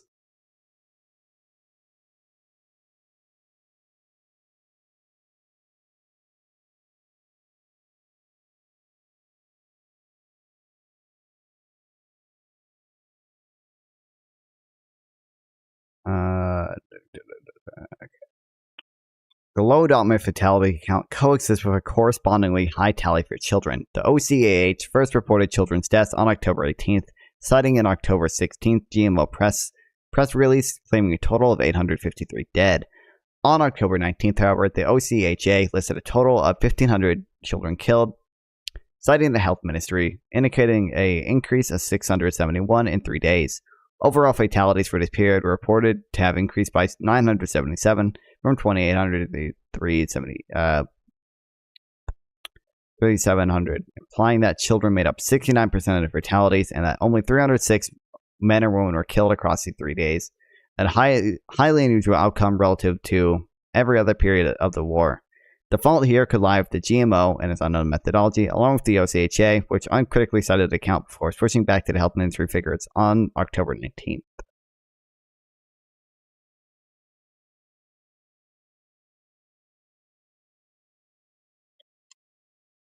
The low adult male figure corresponds with unusually high child fatality figures.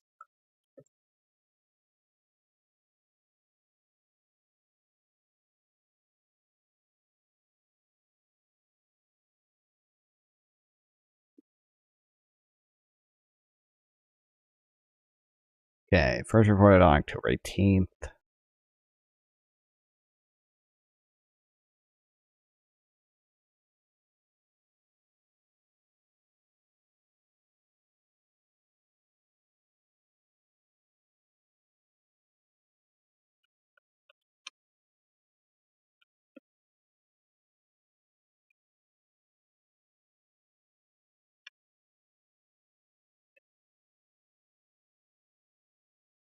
And I can reword this, but it's not really a good way to like summarize it.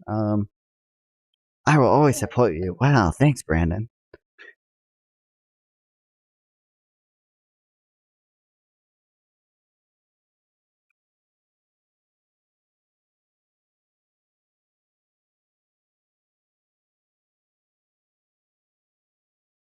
OCHA initially reported children's deaths October 18th.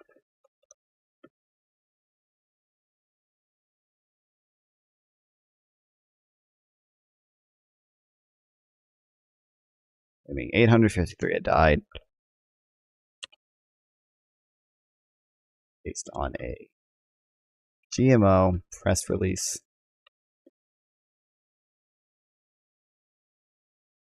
The next day, the OCHA listed a total of 1,424 children killed based on the health ministry report.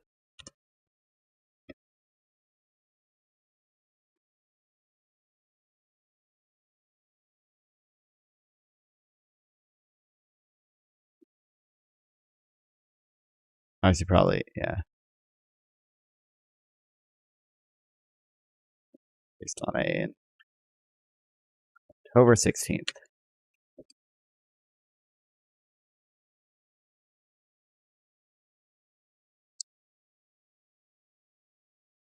Indicating 671 children killed in 3 days.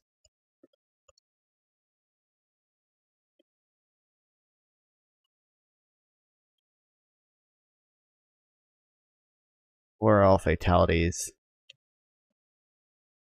Alright.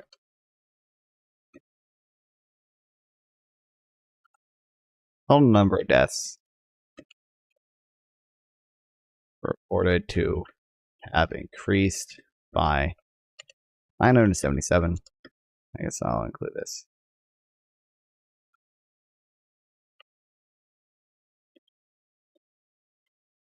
Which imply children made up 69%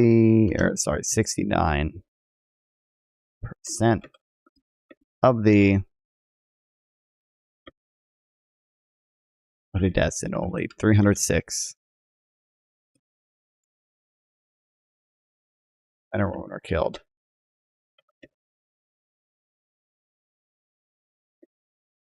Which is unusual.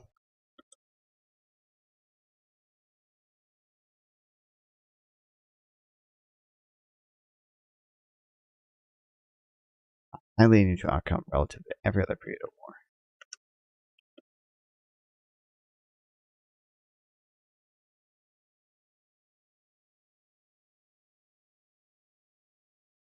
Claims following the explosion at Gaza's Al Ali hospital exemplify apparent massaging of the numbers.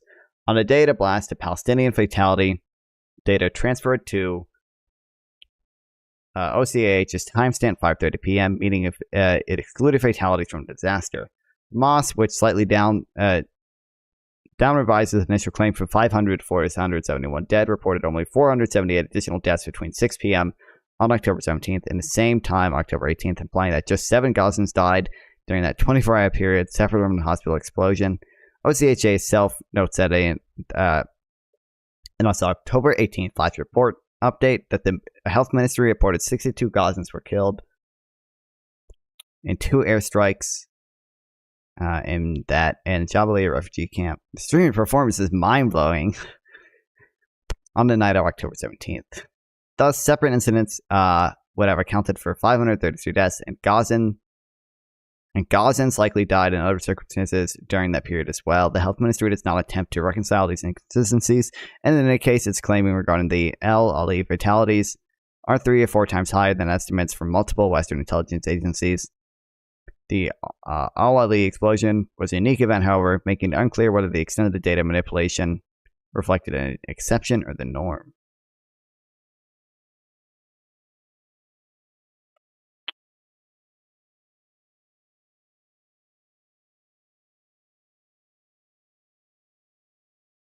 Alright, hold on. Palestinian fatality data transferred.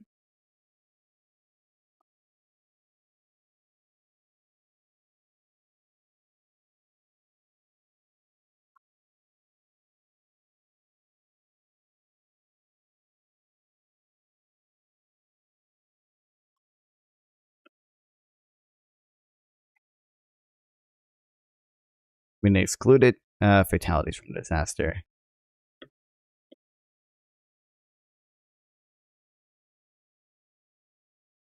That's from the explosion.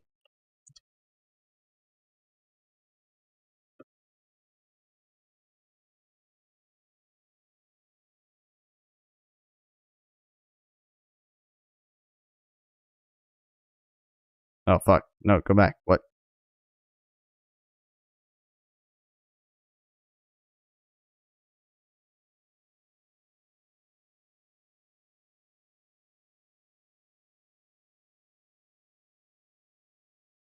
Oh, my feelings today. I'm feeling pretty good. I'm kind of tired, though. Just because I've been not even a normal sleep schedule. I'm going to bed at like fucking 10 p.m., bro. More early than that, even. That's why part of the reason I haven't been streaming as much.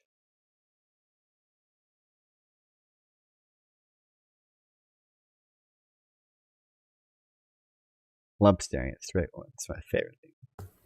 Hey, I love staring at women. It's my favorite thing in the world.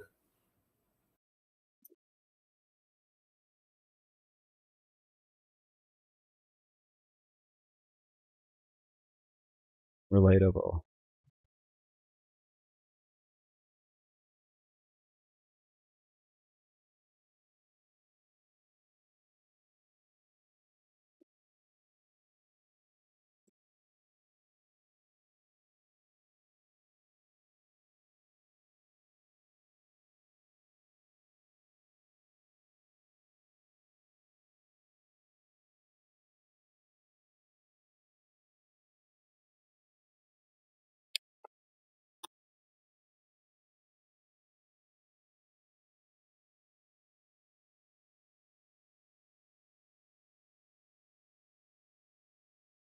Okay, so they reported 471 dead and reported only 478 additional deaths between 6 p.m. on October 17th and the same time on October 18th. That's 7 Gazans died during that 24-hour period, except from the hospital explosion.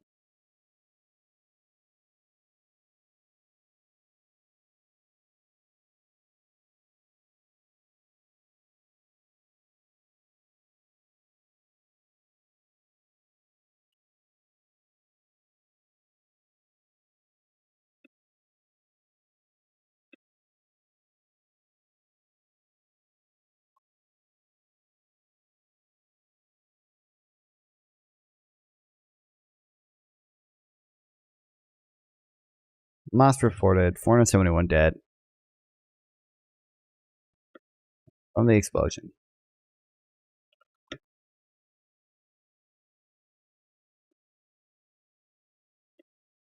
But only reported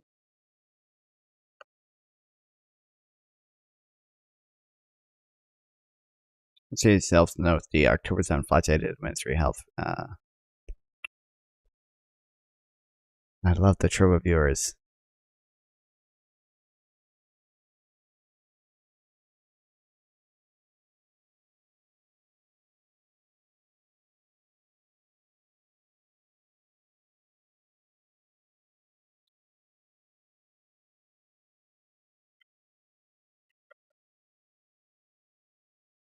OJ itself notes in October 18th flash updates that the health ministry reported 62 Gazans were killed in 2 airstrikes on the night of October 17th.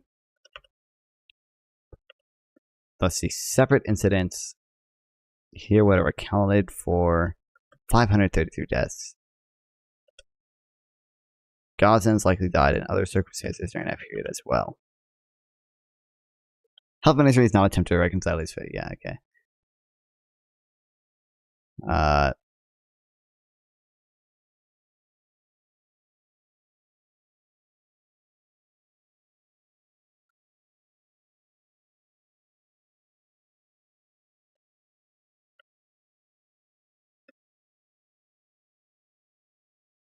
also 3 times.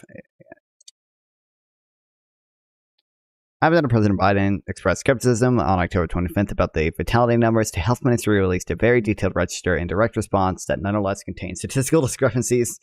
For example, none of the 3 summary graphs on page 4 to 5 of the register add up precisely to the claimed 7,028 cumulative fatalities reported OCHH and noted with the sort of document. Instead, the overall fatality graph adds up to 7,045. The graph comparing adult and child fatalities comes up to 6,972, and the graph comparing male and female fatalities equals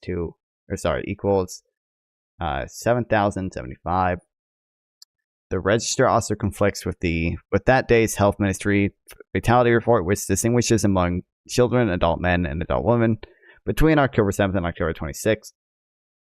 While the daily health ministry report claims 2,913 children, 1,500 women, and 2,100 men, and 397 elderly were killed, the register records fatalities for 3,000 children, 2,000 will identify, 1,400 adult women, and 2,800 and 2,000 adult males, and 462 elderly, with 33 unidentified fatalities distributed among the adult categories.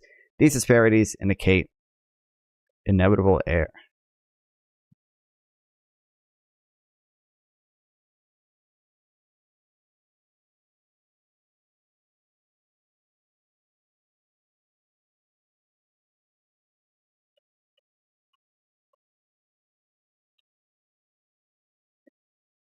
Biden expressed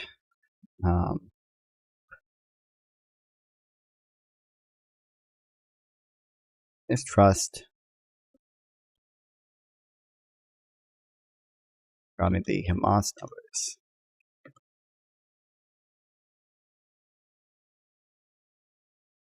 On October 25th. And in response, was it the Ministry of Health? Yeah, the Health Ministry released a very detailed register in direct response.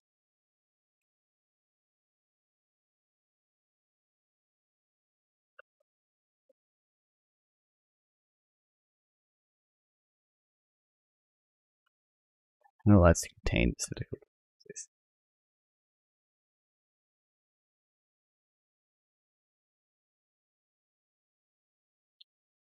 None of the 3 summer graphs on page 4 to 5 of the register add precisely to claim 7,000.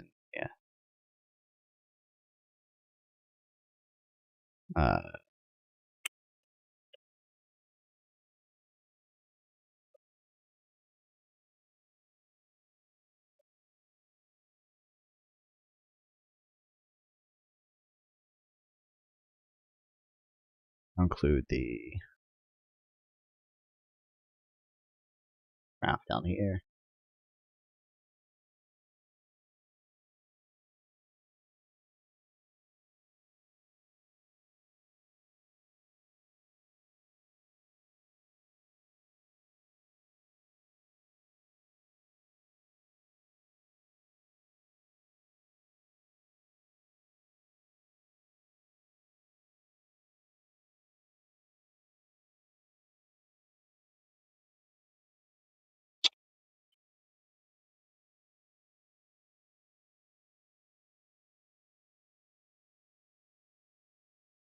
Which also conflicts with that day's Health Ministry fatality report, which distinguishes. Okay.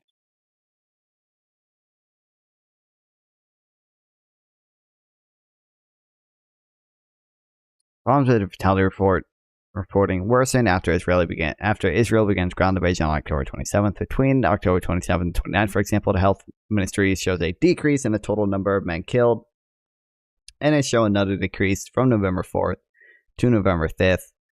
These down revisions are unexplained. No evidence suggests the health ministry encountered evidence to invalidate its earlier accounts prior to lowering the male number. The rate of adult male fatalities relative to other categories since October 28th, the day of reporting after Israel's ground invasion began, is strikingly low. Between October 28th and November 10th, men allegedly made up just 17% of fatalities versus 34% of deaths between October 7th and October 27th, despite heavy ground fighting.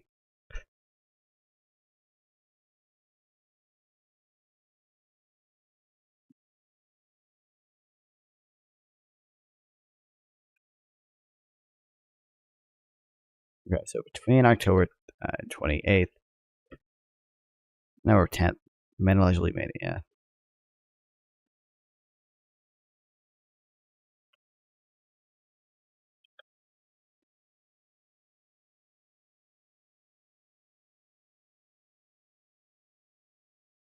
OCHA and Health Ministry figures also diverge dramatically between October 31st and November 7th. The UN Office, for example, reported 307 more women killed on November 4th than did the Health Ministry, and the same number fewer men.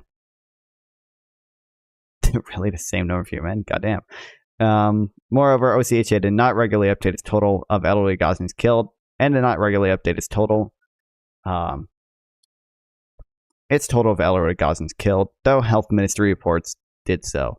Will the ministry's reporting and decisions by the OCHA account for the inconsistencies remain unclear.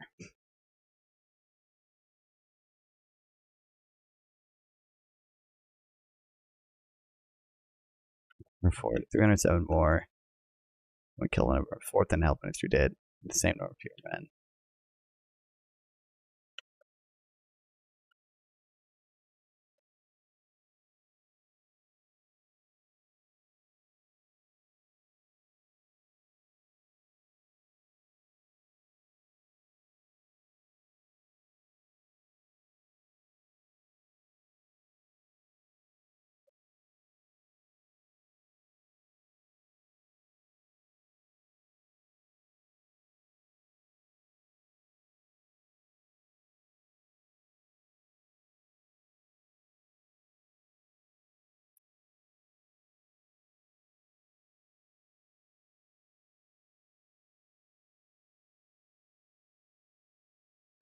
%, 24%. Goddamn.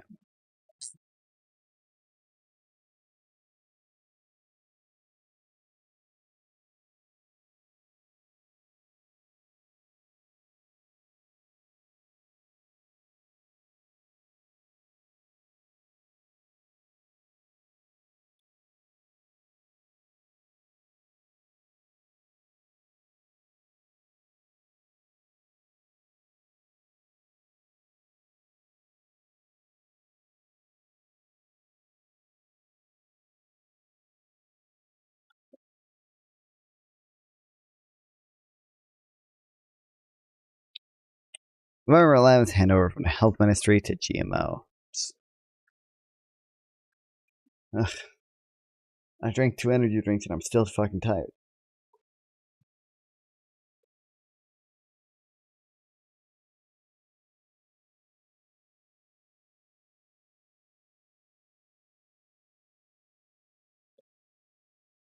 How many pages? Do I have 4 pages? If I have 4 pages of this left, I'll fucking read it. I guess there's 4 pages. Okay. I'll finish it.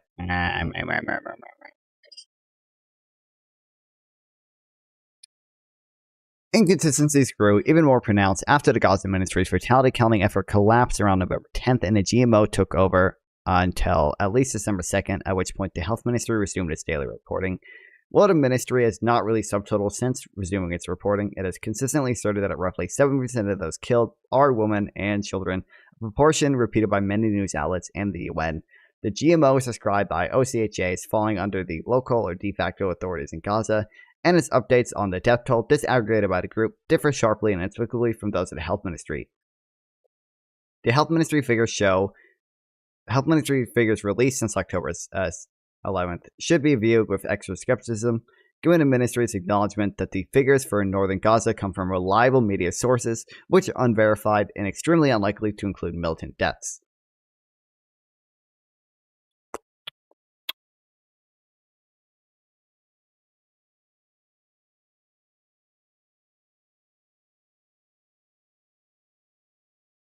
Of the ministry.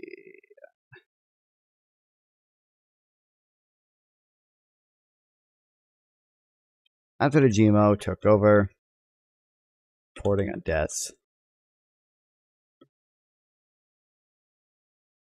on November 11th.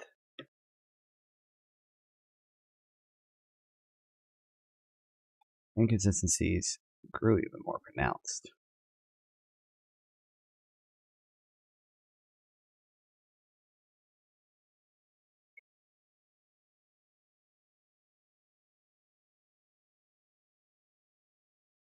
On December 12th, the Health Ministry posted a detailed report on the public health situation that revealed critical details about Gaza fatality counts.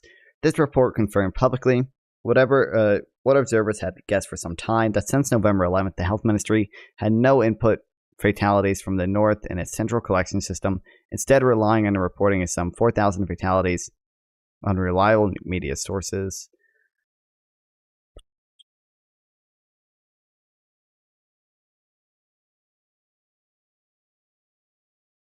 Health Ministry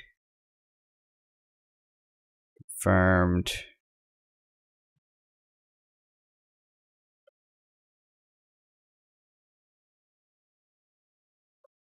since November 11th. The Health Ministry had no input fatalities from its North Central collection system, instead relying on reliable media sources.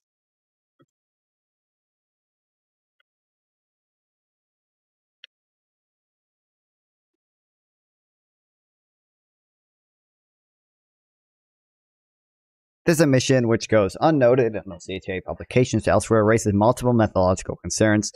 News reports are more likely to specify the number of women and children killed than men or combatants due to the dramatic nature of women and children's deaths and local pressure to downplay Israeli actions against combatants. A comparison of Health Ministry and GMO data until December 11th reveals substantial differences between the respective accounts. It also showed that the ministry does not comprehensively break down its 18,396 total by group.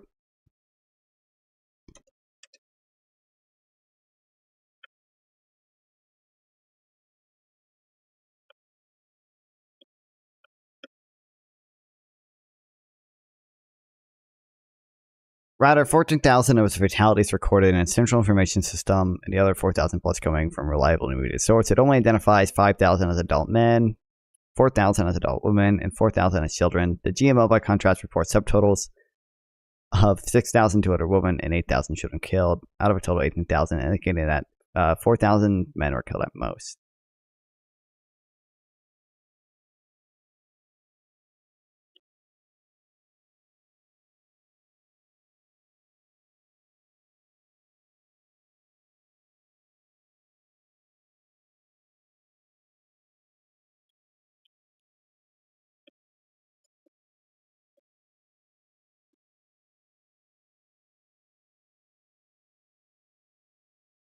Such a stark Health Ministry GMO gap would appear to confirm significant exaggerations of women and children's deaths by the latter, assuming a more reliable Health Ministry central system relative to media sourcing. Table 3 illustrates the purported breakdown of fatalities derived from media reports.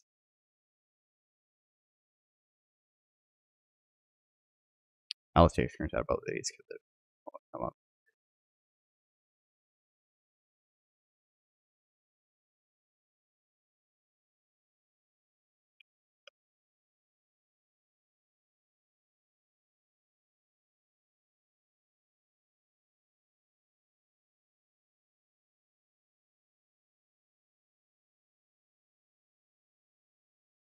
This gap has widened further. In a January 1st report, the Health Ministry stated that of the 15,000 deaths recorded in its central information system as of December 31st, and not including any deaths in northern Gaza during the period from November 11th until that date, 6,000 or 40% were male. the same day that GMO reported figures suggesting that a maximum of 6,098 men could have been killed across all of Gaza, implying that just 10 had died in the northern strip during 51 days of heavy ground fighting. Okay, wait. 15,000 deaths. The health ministry. 15,000 deaths in a central information system.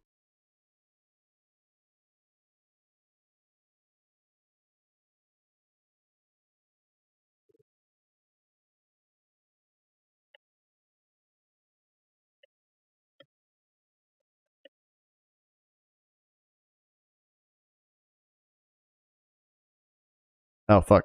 Go back.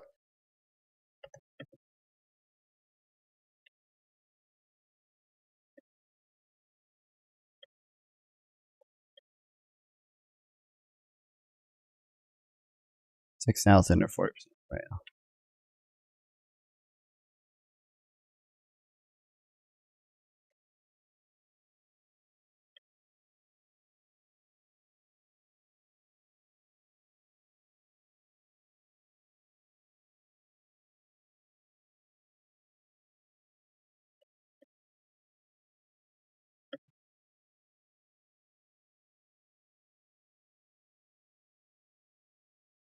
On November 28th, reflecting an apparently accelerating trend toward revising down male deaths, OCHA related GMO figures claiming more than 15,000 deaths, more than 6,000 children, more than 4,150 women, and thus an apparent maximum of 4,850 men.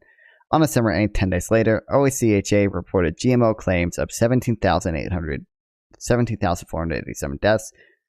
I don't care right now. After, 245 fewer than, Allison, dude. After OCHA stopped using GMO figures, the revisions continued. The GMO reported subtotals of indicating a maximum male death toll of 5,800 on December 20th, and on January 7th, a maximum of 5,835 male deaths, implying only 35 men had died across Gaza in 18 days.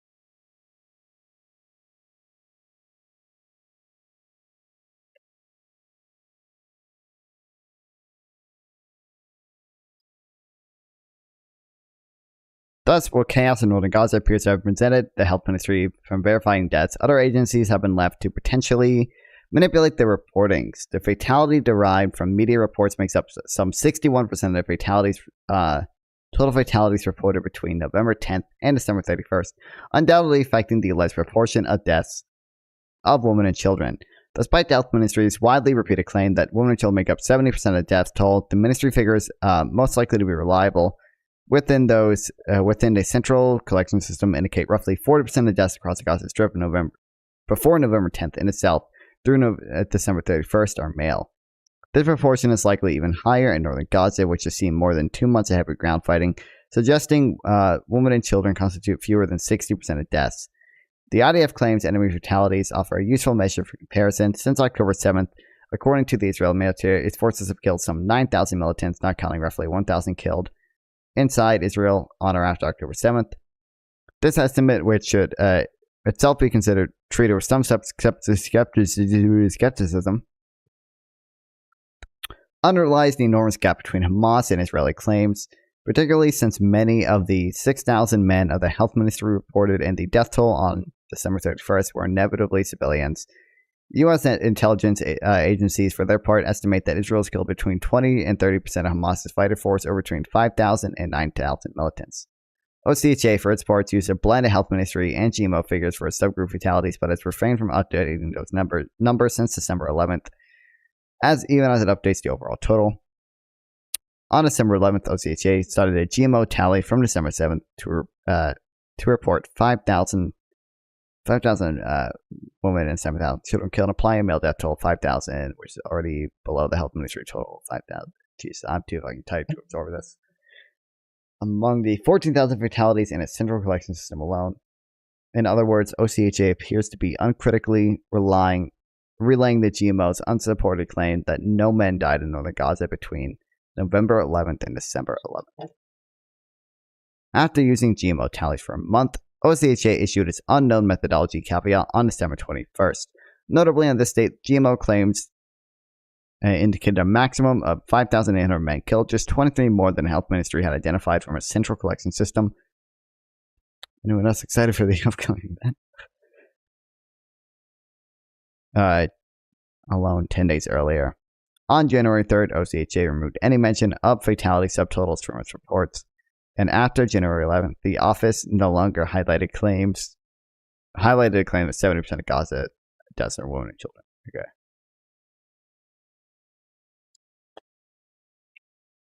My brain hurts.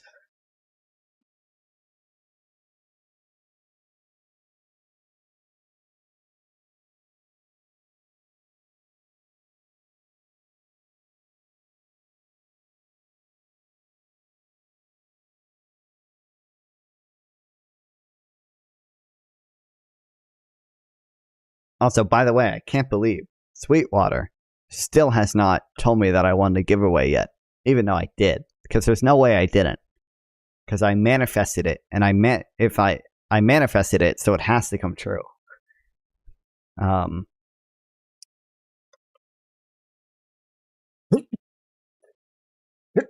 The Mike Locker giveaway, they still have not announced the winners, even though I know I obviously won. Winner selected pending confirmation. God damn it. That didn't used to be there. That wasn't there like earlier today. It's gonna be me though.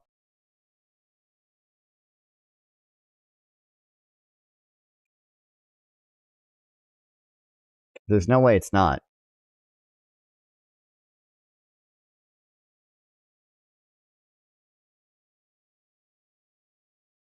This is streamer's new promo. Oh, wow, true.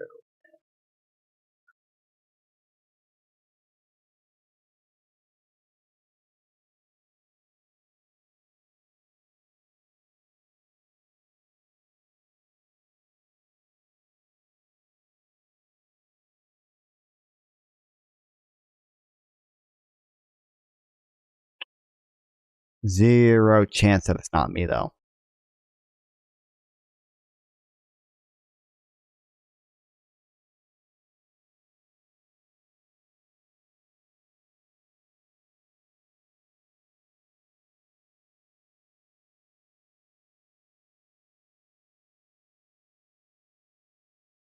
There was someone who I saw this. There were two people who are followed by Sweetwater, and Sweetwater, that looked at my Instagram account, that looked at my story.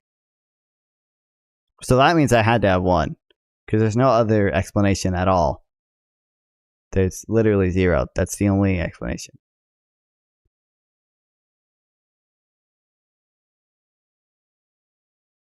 Fuck, dude. So how am I so tired when it's only 10:30 and I just drank 2 energy drinks? So fucked. You know what's funny? It's actually a good thing considering I'm going to that dumbass family camp in a few days. So like, it's actually good that I'm on the sleep schedule.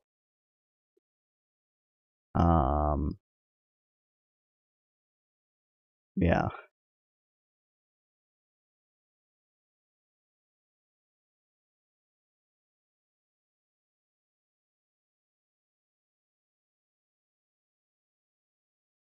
After did my YouTube stream break?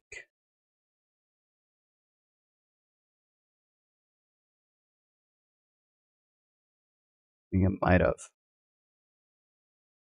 Alright, well, fuck. Okay, chat. Listen, tomorrow we'll be back with a longer stream.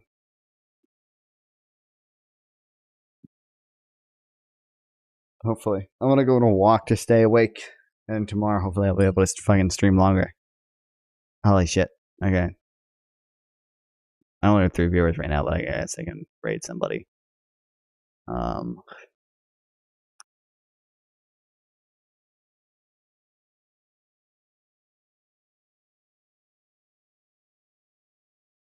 guess I'm gonna send you over to NOK Live.